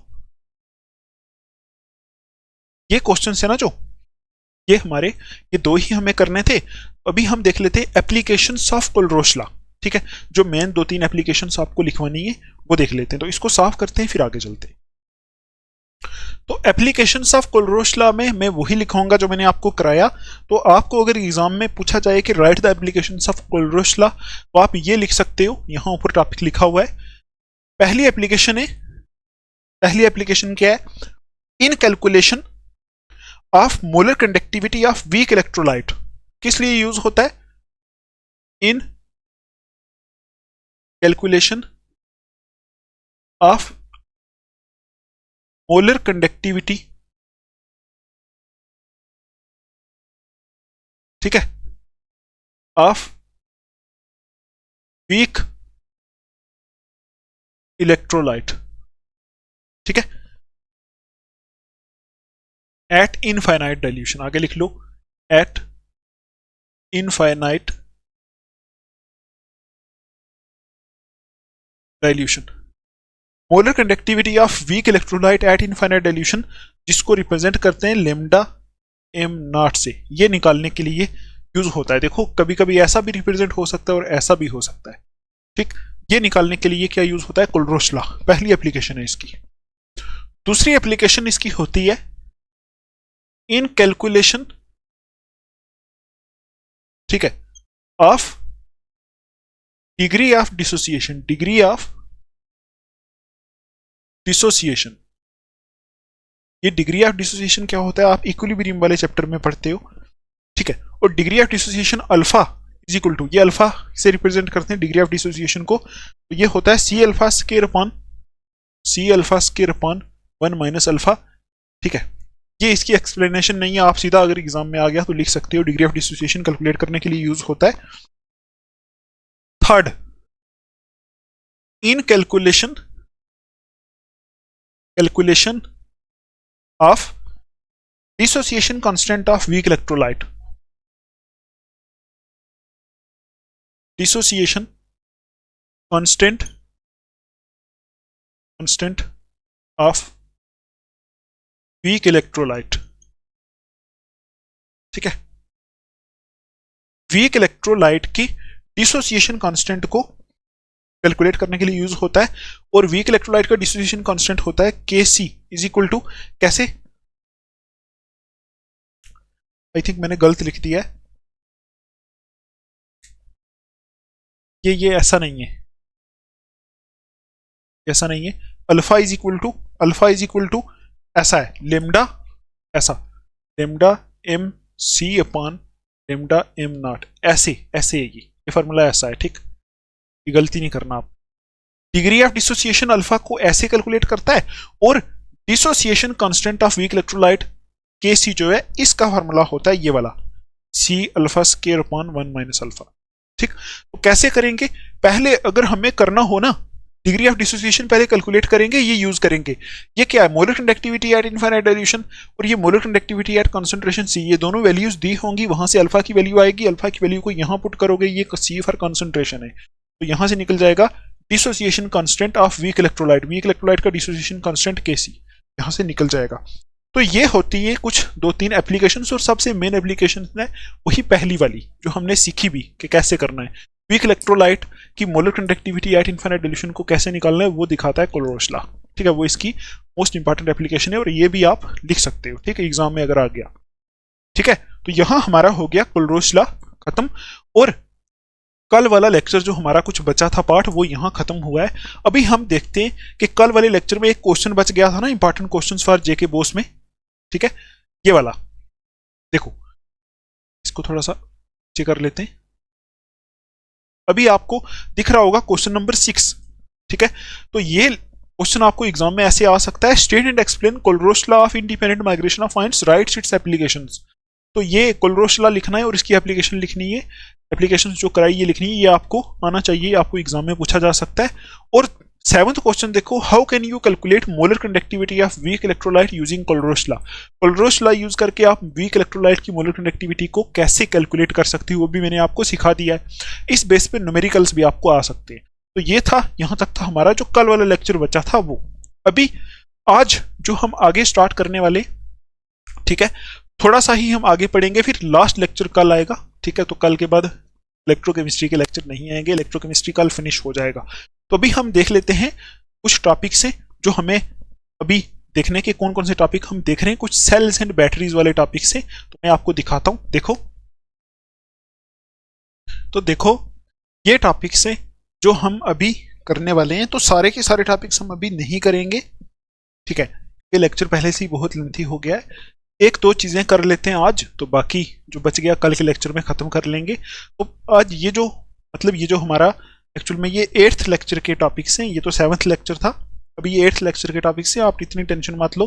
अभी हम देखेंगे टॉपिक्स कौन से, कमर्शियल सेल्स या फिर जिनको बैटरीज आप बोल सकते हो, कमर्शियल सेल या फिर बैटरीज, ये लास्ट टॉपिक है इस चैप्टर का, ठीक है, नहीं लास्ट नहीं है, इसके बाद एक और टॉपिक है कोरोजन वाला। तो ये हम अभी देखेंगे कुछ चीजें थोड़ी सी, कमर्शियल सेल्स क्या होते हैं या फिर बैटरीज क्या होती हैं। तो इसमें हम सिर्फ देखेंगे आज प्राइमरी सेल्स के बारे में। कमर्शियल सेल या फिर बैटरी और प्राइमरी सेल ये हम दो देख लेते हैं, साथ में सेकेंडरी सेल, फ्यूल सेल ये क्या होता है ये भी देख लेते हैं, और ये सिर्फ इनकी डेफिनेशन देखेंगे, मतलब डिटेल नहीं देखेंगे, डिटेल सिर्फ प्राइमरी सेल की देखेंगे। तो कल के लेक्चर में हम secondary cell, fuel cell, corrosion, ठीक है, ये सारी चीजें देखेंगे, ठीक। और इस बेस पे जितने भी इंपॉर्टेंट क्वेश्चंस होंगे वो भी हम कल के लेक्चर में ही देखेंगे।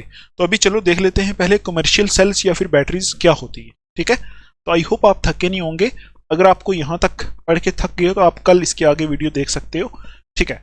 अच्छा करते हैं साफ इसको, तो चलें टॉपिक देख लेते हैं, कमर्शियल सेल या फिर बैटरीज क्या होती है। देखो कमर्शियल वर्ड का मतलब क्या होता है, कमर्शियल वर्ड का मतलब होता है जिसको हम बेच के पैसे कमाएं, मतलब बेच सकें, जैसे जिसको, जैसे सेल होता है या फिर कोई इन्वर्टर की बैटरी या गाड़ी की बैटरी, उसको बेच के हम पैसे कमा सकते हैं ना, तो उस बेचने लेने को बोलते हैं commercial.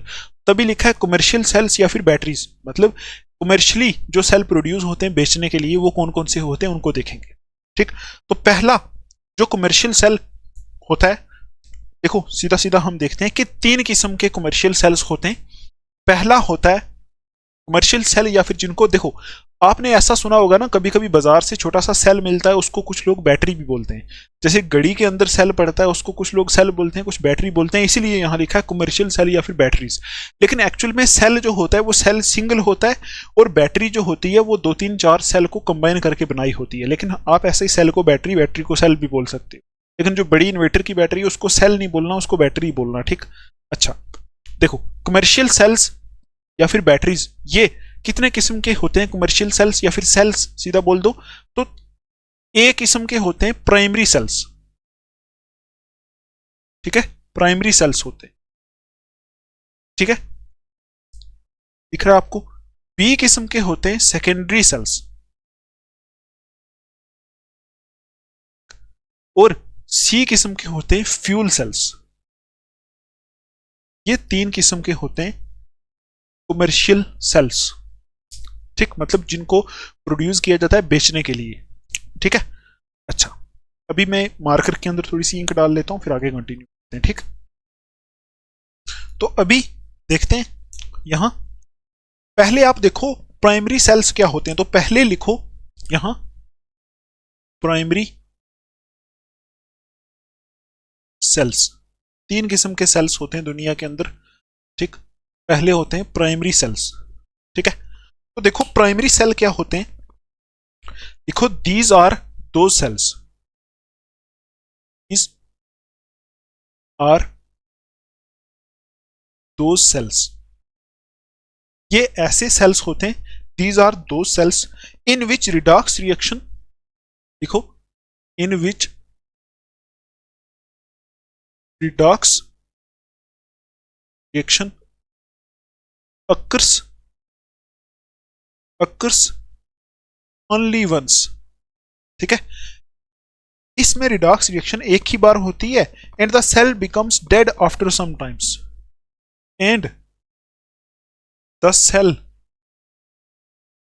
Becomes dead after some times, ठीक। और यहां एग्जाम्पल में लिखो, एग्जाम्पल ड्राई सेल और मर्करी सेल। ये जो टॉपिक है ना सेल वाला, इसमें आपको रटना बहुत पड़ेगा, कि इसी है, ठीक, मर्करी है, मर्करी सेल रटना पड़ेगा, क्योंकि यहां आपको सेल रिएक्शंस याद रखनी पड़ेंगी, ठीक है, क्योंकि डिफरेंट डिफरेंट सेल्स में डिफरेंट डिफरेंट किस्म की रिएक्शंस होती हैं, तो रिएक्शंस आपको रटनी पड़ेंगी यहां। ये टॉपिक थोड़ा सा रटने वाला है और यहां से एग्जाम में भी पूछा जाता है। तो देखो प्राइमरी सेल कैसे सेल होते हैं, लिखा है दीज आर दो सेल्स, ये ऐसे सेल्स होते हैं in which redox reaction occurs only once, जिसमें रिडॉक्स रिएक्शन एक ही बार होती है। आपको पता है सेल के अंदर रिडॉक्स रिएक्शन होती है, इतना पढ़ाया पहले। तो इनमें रिडॉक्स रिएक्शन एक ही बार होती है and the cell becomes dead after some times, कुछ टाइम के बाद सेल डेड हो जाता है, ठीक, और सेल को फेंक दिया जाता है, ठीक। एग्जांपल आ जाती है इसकी ड्राई सेल और मर्करी सेल, और यही दोनों सेल हमारे सिलेबस के अंदर है, इन दोनों की हमें डिटेल देखनी है। देखो इसमें प्राइमरी सेल में कौन से सेल आ जाते हैं, देखो मैं आपको दिखाता हूं फोटो। ये वाले सेल्स देखो, ऐसे सेल आपने देखे होंगे। ये जो सेल्स होते हैं ना, इन्हीं को बोलते हैं ड्राई सेल्स। ऐसे आपने देखे रिमोट के अंदर पढ़ते हैं, ठीक, रेडियो के अंदर पढ़ते हैं ना, तो इनको बोलते हैं ड्राई सेल्स। ड्राई सेल्स बोलते हैं, और ये होते हैं किस्म के प्राइमरी सेल्स, ठीक। ये सेल एक बार क्या इनको यूज करो, फेंक दो, ठीक है। तो ऐसे सेल जिनमें रिडॉक्स रिएक्शन एक ही बार होती है, वो सेल फेंकने के लायक होते हैं, फेंक देते हैं उनको, ऐसे सेल्स को बोलते हैं प्राइमरी सेल्स, ठीक है। तो आप अभी देखो दूसरे टाइप के सेल जो होते हैं सेकेंडरी सेल्स, वो कौन से होते हैं। तो बी किस्म के सेल लिखो, सेकेंडरी सेल्स, ठीक। सेकेंडरी सेल्स कौन से होते हैं, तो लिखो these are those cells, these are those cells, ये ऐसे सेल्स होते हैं, these are those cells which can be recharged by passing an electric current, which can be recharged by passing electric current, by passing electric current, ठीक है, by passing electric current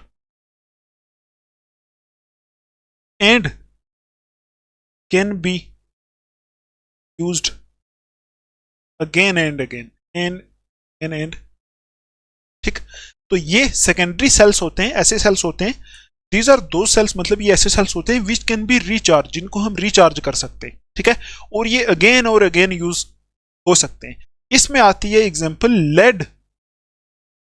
lead storage battery. आपने inverter की battery देखी है, गाड़ी की battery देखी है, वो इसमें आ जाती है सेकेंडरी सेल के अंदर, ठीक है। या फिर इसको हम सेकेंडरी बैटरीज भी बोल सकते हैं। देखो सेल की जगह बैटरी भी लिख सकते हैं, यहां भी प्राइमरी बैटरी भी लिख सकते हैं, सेकेंडरी बैटरी भी लिख सकते हैं। तो यहां आ जाती है lead storage battery. Lead storage battery में इन्वर्टर की बैटरी, ठीक है, या फिर गाड़ी की बैटरी, या फिर मोबाइल की बैटरी भी बोल दो। तो ऐसे सेल जिनको हम रिचार्ज कर सकते हैं, देखो चाहे बैटरी हो चाहे सेल हो, उनको हम सेल भी बोल सकते हैं, क्योंकि उनके अंदर क्या होती है, रिडॉक्स रिएक्शन होती है, और वो सारे गैल्वेनिक सेल के बेस पे काम करते हैं, ठीक है, आपको बताया था, ठीक है। उनके अंदर एक एनोड होता है, कैथोड होता है, रिएक्शन होती है, रिएक्शन होने से करंट प्रोड्यूस होता है, ठीक, और कुछ नहीं। और जब ऊपर से हम उनको करंट देते हैं फिर से, तो करंट देने से वो रिएक्शन रिवर्स हो जाती है, रिवर्स होने से वो चार्ज हो जाते हैं, फिर डिस्चार्ज होते हैं, फिर चार्ज होते हैं ना, ऐसे चलता रहता है। तो ये होते हैं सेकेंडरी सेल्स। अभी देखो थर्ड किस्म के जो सेल्स होते हैं उनको बोलते हैं, सी किस्म के सेल होते हैं उनको बोलते हैं फ्यूल सेल्स, फ्यूल सेल्स, ठीक है, फ्यूल सेल्स बोलते हैं इनको। तो देखो यहां फ्यूल सेल्स आर दोज, देखो fuel cells are those in which, ये ऐसे होते हैं जिनके अंदर, fuel cells are those in which the energy produced from the combustion of fuel, in which the energy produced from combustion of fuel, ठीक है, fuels like H2, CH4 etc. is converted into electric current, is converted into electric current. I hope आपको समझ में आ रहा होगा।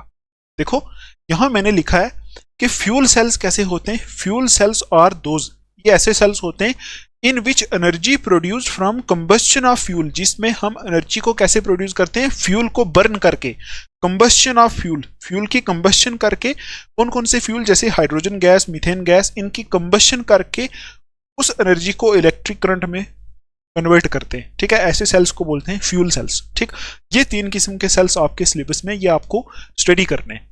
ठीक है, तो देखो प्राइमरी सेल्स में आपको 2 ही सेल की स्टडी करनी है, ड्राई सेल और मर्करी सेल की। ठीक है, और सेकेंडरी सेल्स में आपको एक तो लेड स्टोरेज बैटरी की स्टडी करनी है, एक और होता है जिसको बोलते हैं निकल कैडमियम कैडमियम सेल, ये होता है एक। ठीक, इसकी भी स्टडी करनी है, ये इन दोनों की स्टडी करनी है। और फ्यूल सेल्स के अंदर आपको एक फ्यूल सेल की स्टडी करनी है जिसका नाम होता है hydrogen H2O2 fuel cell, hydrogen oxygen fuel cell इसको बोलते हैं। इनकी स्टडी करनी है, मतलब इन चीजों को आपको डिटेल में देखना है। तो अभी हम आज के लेक्चर में क्या देखने वाले हैं, देखो आज के लेक्चर में हम देखते हैं प्राइमरी सेल्स के बारे में। प्राइमरी सेल में ड्राई सेल और मर्करी सेल ये देख लेते हैं।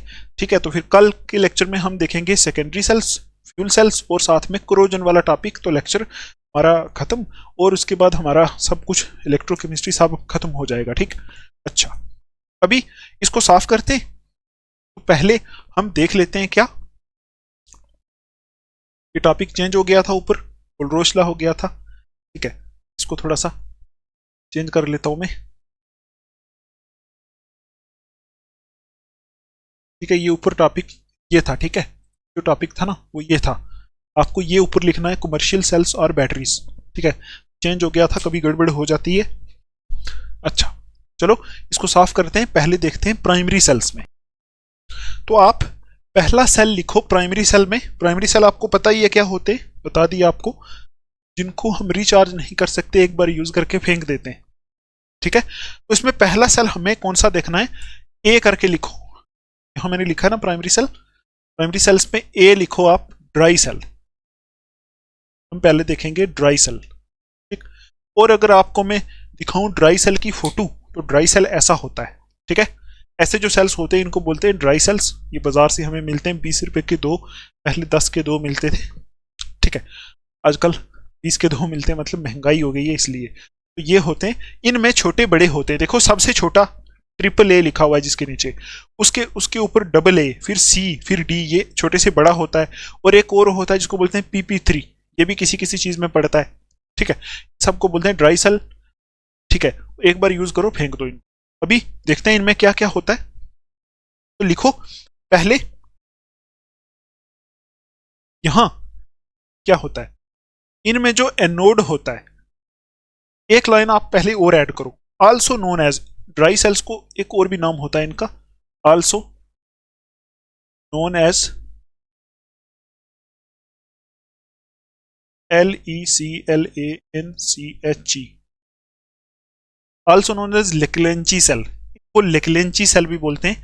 ये लेक्लेंची साइंटिस्ट का नाम है, साइंटिस्ट ने इनको डिस्कवर किया था। ठीक है, इन्वेंट किया था। लेक्लेंची सेल भी बोलते हैं ड्राई सेल्स को। तो यहां लिखो इनमें क्या, ड्राई सेल में क्या होता है, एनोड क्या होता है, anode is zinc in the form of cylindrical container. Anode is zinc in the form of cylindrical container. इसमें जो एनोड होता है वो जिंक का होता है और सिलेंड्रिकल कंटेनर की फॉर्म में होता है। मतलब इसमें जो ऊपर सिलेंडर लगा होता है वो पूरा ही जिंक का होता है। ठीक है, उसी को एनोड बोला जाता है। ठीक, कैथोड क्या होता है इसमें, cathode is a graphite rod. इसमें कैथोड ग्रेफाइट रॉड होती है। ठीक, ये आपको लिखना है और ज्यादा कुछ खास नहीं है। और इलेक्ट्रोलाइट क्या होता है इसमें, ये लिखना है, इलेक्ट्रोलाइट जो इसमें होता है, electrolyte in contact of zinc, electrolyte in contact of zinc is a paste of NH4Cl and NH4Cl and ZnCl2. इसमें जो इलेक्ट्रोलाइट, देखो आपको पता है इलेक्ट्रोलाइट जो होते हैं दो होते हैं सेल के अंदर। तो जिंक के साथ, जिंक के यहाँ क्या लिखा है, electrolyte in contact of zinc, zinc के कंटेक्ट के साथ जो इलेक्ट्रोलाइट होता है वो एक पेस्ट होती है अमोनियम क्लोराइड और जिंक क्लोराइड की। ठीक, उसके बाद देखो electrolyte in contact with graphite rod, electrolyte in contact with graphite rod, graphite rod के साथ क्या इलेक्ट्रोलाइट कंटेक्ट में होता है, coated MnO2 and carbon is coated MnO2 and carbon. ठीक है, ऐसा कुछ इसमें एक ग्रेफाइट रॉड होती है। ठीक है, आपको मैं अभी इसकी डायग्राम दिखाऊंगा जो बुक के ऊपर दी है। आपको बस इतना याद रखना है कि इसमें एनोड क्या होता है, जिंक, जिंक का जो कंटेनर होता है पूरे सेल का वो पूरा का पूरा ही एनोड का काम करता है। कैथोड क्या होता है, इसमें ग्रेफाइट रॉड होती है बीच में। आपने अगर कभी सेल तोड़ा हो तो आपको पता होगा बीच में काली काली रॉड होती है, उसको बोलते हैं ग्रेफाइट रॉड, ग्रेफाइट की होती है। तो आपको पता है सेल के अंदर दो इलेक्ट्रोलाइट होते हैं, है ना। तो electrolyte in contact of zinc, zinc के कंटेक्ट में जो इलेक्ट्रोलाइट होता है वो एक पेस्ट होती है इन दोनों की। ठीक है, और electrolyte in contact with graphite rod, graphite rod के साथ जो इलेक्ट्रोलाइट होता है वो पोर्डेड MnO2 और कार्बन होता है। ठीक, अच्छा, और यहां इसकी जो E0 सेल की वैल्यू होती है, तब जो इसकी वोल्टेज होती है, इस सेल की वोल्टेज हो सकती है ड्राई सेल की 1.25 से लेके 1.50। ठीक है, इतनी वोल्टेज इनकी हो सकती है। अभी देखते हैं आगे इनमें रिएक्शंस कैसी होती हैं। तो एनोड पे यहां क्या होता है, एनोड रिएक्शन कैसी होती है, एनोड पे क्या चीज है, जिंक। तो जिंक को तो आपको पता है एनोड पे ऑक्सीडेशन होती है, तो जिंक से बनता है Zn2 प्लस 2 इलेक्ट्रॉन, ये होती है एनोड पे रिएक्शन। ठीक है, और कैथोड रिएक्शन क्या होती है, कैथोड रिएक्शन, कैथोड पे जो रिएक्शन होती है वो यहां होती है MnO2 प्लस NH4 प्लस, ऐसे MnO2 प्लस NH4 प्लस, इसमें कॉम्प्लेक्स रिएक्शन होती है, थोड़ी मुश्किल होती है याद रखने में। ठीक, एक इलेक्ट्रॉन लेता है और यहां से बन जाता है ऐसे, ये आपको याद रखनी है। ठीक है, रटनी है, इसमें कोई और तरीका नहीं है, प्लस NH3। ठीक, कैथोड पे होती है ये रिएक्शन। ठीक, और यहां से जो NH3 मिलता है ना, ये वाला जो NH3 यहां से मिलता है ना, ये फिर से Zn2 प्लस के साथ, फिर से Zn2 प्लस, ये NH3 Zn2 प्लस के साथ फिर से रिएक्ट करता है, तो ऐसी रिएक्शन होती है। NH3 यहां से जो मिला ये फिर से Zn2 प्लस के साथ रिएक्ट करता है और एक कॉम्प्लेक्स बना लेता है ऐसे वाला ZnNH3 होल 4। ठीक है, होल 4 और ऊपर 2 प्लस, ये कॉम्प्लेक्स बना लेता है। ठीक, इसके नीचे लिख दो ये कॉम्प्लेक्स बना लेता है, बस इतना ही करना आप। ठीक है, तो देखो जैसे जैसे ये सेल काम करता है तो एनोड के ऊपर ये रिएक्शन होती है, zinc Zn2 plus plus 2 electron में कन्वर्ट होता है, कैथोड के ऊपर ये रिएक्शन होती है, और जैसे जैसे सेल काम करता रहता है तो ओवरऑल कैथोड पे जो ये रिएक्शन होती है ना NH3, ये निकल के यहां से जिंक के साथ जुड़ता है और ये कॉम्प्लेक्स बनाता रहता है। तो जैसा सेल काम करता है तो ये कॉम्प्लेक्स बनता रहता है।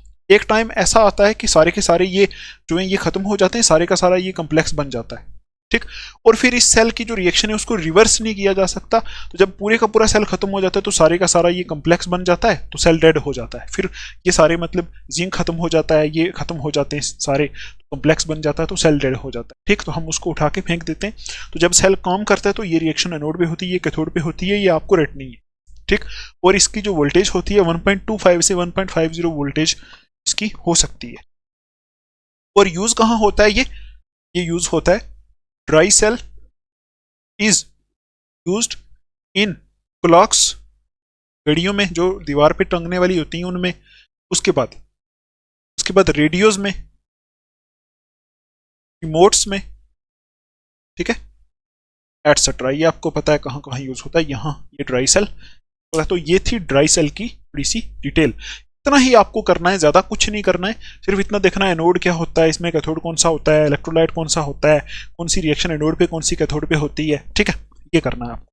अच्छा, अभी हम देखते हैं नेक्स्ट मरकरी सेल। ठीक है, इसको आप लिख लो, आई होप समझ में आया होगा। मैं साफ कर दूं इसको, फिर आगे चलते हैं। तो अभी हम दूसरा देखते हैं मरकरी सेल। उससे पहले मैं आपको दिखा देता हूं डायग्राम इसकी, जो बुक के ऊपर दी हुई है वो ये वाली है। नहीं, ये निकल यही है, यही है। ठीक है, यहां देखो बीच में क्या होता है, कैथोड है। ऊपर जो कंटेनर है वो पूरा ही जिंक का है, एनोड है।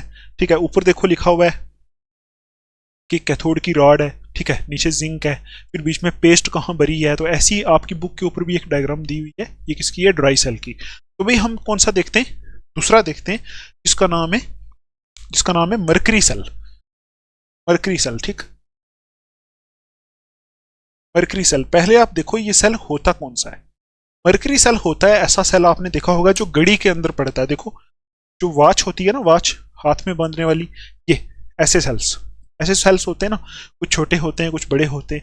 इन सेल्स को बोलते हैं मरकरी सेल्स। ठीक है, ये स्मॉल वोल्टेज देते हैं, कांस्टेंट स्मॉल वोल्टेज देते रहते हैं घड़ी के अंदर। या फिर हियरिंग एड जो होता है ना, कान में एक मशीन लगती है जिनको सुनने में प्रॉब्लम होती है, उनके लिए तो उसमें यूज होता है, या और चीजों में यूज हो सकता है जिनमें कम वोल्टेज चाहिए हो। ठीक है, तो आप इसमें लिखो, मरकरी सेल में लिखो suitable for low current devices. ये किसके लिए सूटेबल होता है, suitable for low current devices. ठीक है, like hearing aids, watches,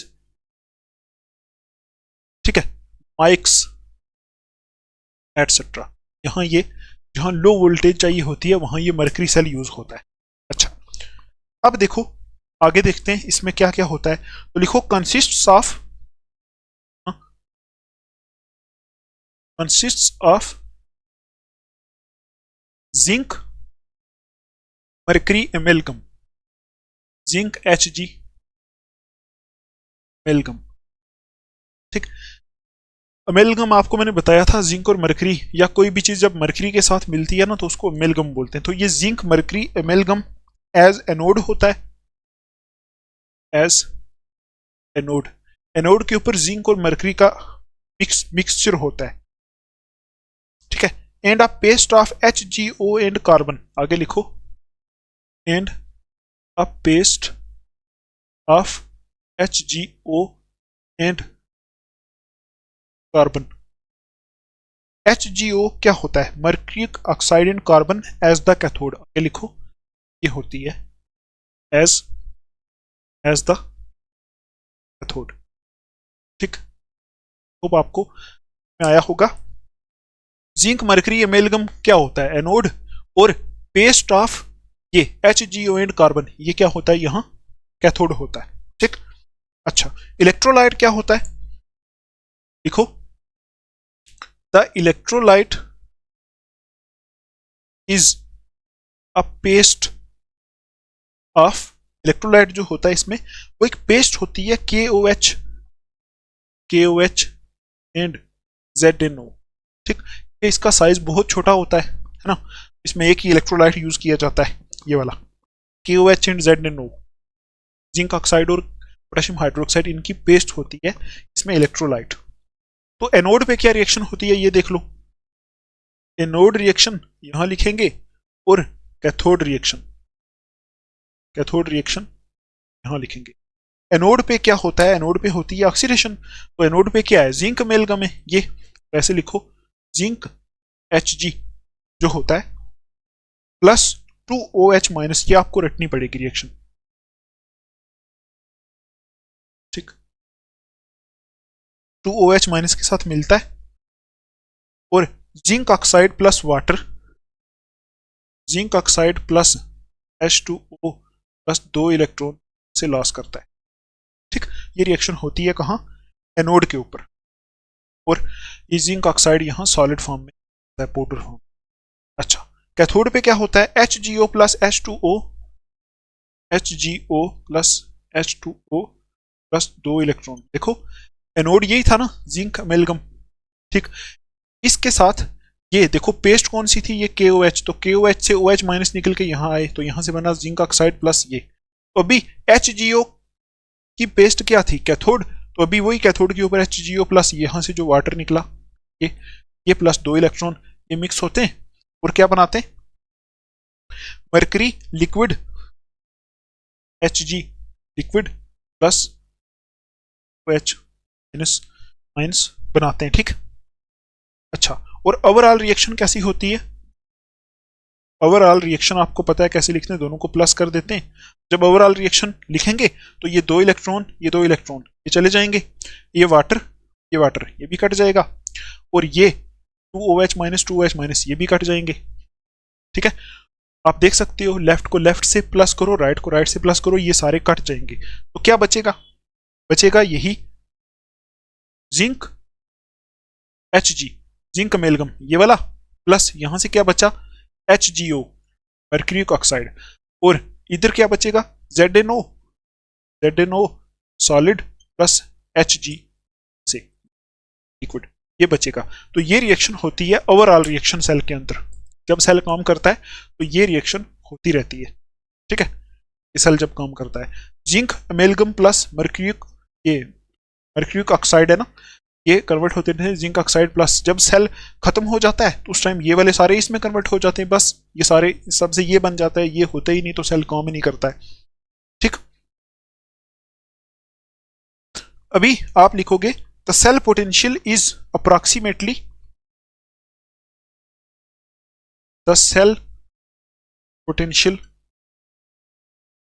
is approximately 1.35 volt. इस सेल की जो पोटेंशियल होती है वो अप्रॉक्सीमेटली 1.35 वोल्ट होती है, and remains constant during its life. इसकी लाइफ टाइम के दौरान सेल की जो वोल्टेज है वो 1.35 कांस्टेंट रहती है, ठीक है, घटती बढ़ती नहीं है, कांस्टेंट रहती है। तो ये था हमारा मर्करी सेल, और ये किसकी एग्जांपल थी, इसे बी करके लिख लेना, ये प्राइमरी सेल की दूसरी एग्जांपल थी, मर्करी सेल जो हमने स्टडी करना था। तो मर्करी सेल की जो डायग्राम बुक पे दी हुई है वो ये वाली है, ऐसी देखो, ऐसी डायग्राम होती है, इसमें एनोड लगा हुआ है, कैथोड लगा हुआ है, एक चीज है जिससे दोनों को सेपरेट किया हुआ है, सेल का केन है ऊपर, ऐसे मेटल का केन होता है, एनोड कैप है, ठीक है, गैस किट लगी है, ऐसे करके आप डायग्राम ना भी बनाओ तब भी ठीक है, ऐसे भी लिख सकते हो, रिएक्शंस लिखनी है आपको बस। तो यहाँ तक हमारा हो गया प्राइमरी सेल की डिटेल। प्राइमरी सेल में हमने देख लिया ड्राई सेल और मर्करी सेल, तो यहाँ तक ही रहेगा ये लेक्चर। तो कल के लेक्चर में हम क्या करेंगे, आगे सेकेंडरी सेल, ठीक है, और फ्यूल सेल और कोरोजन वो सब कुछ पढ़ेंगे। उसके बाद हम प्रीवियस ईयर क्वेश्चंस जो हैं वो डिस्कस करेंगे इस पूरे लेक्चर के, ठीक है। तो कल हमारा ये चैप्टर खत्म हो जाएगा। तो आप पढ़ो, इसको लिखो, कोई प्रॉब्लम आती है टेलीग्राम पे मेरे से पूछ सकते हो। फिर मिलेंगे कल नेक्स्ट लेक्चर में, तब तक के लिए आप अपना ध्यान रखो, take care, thanks for watching.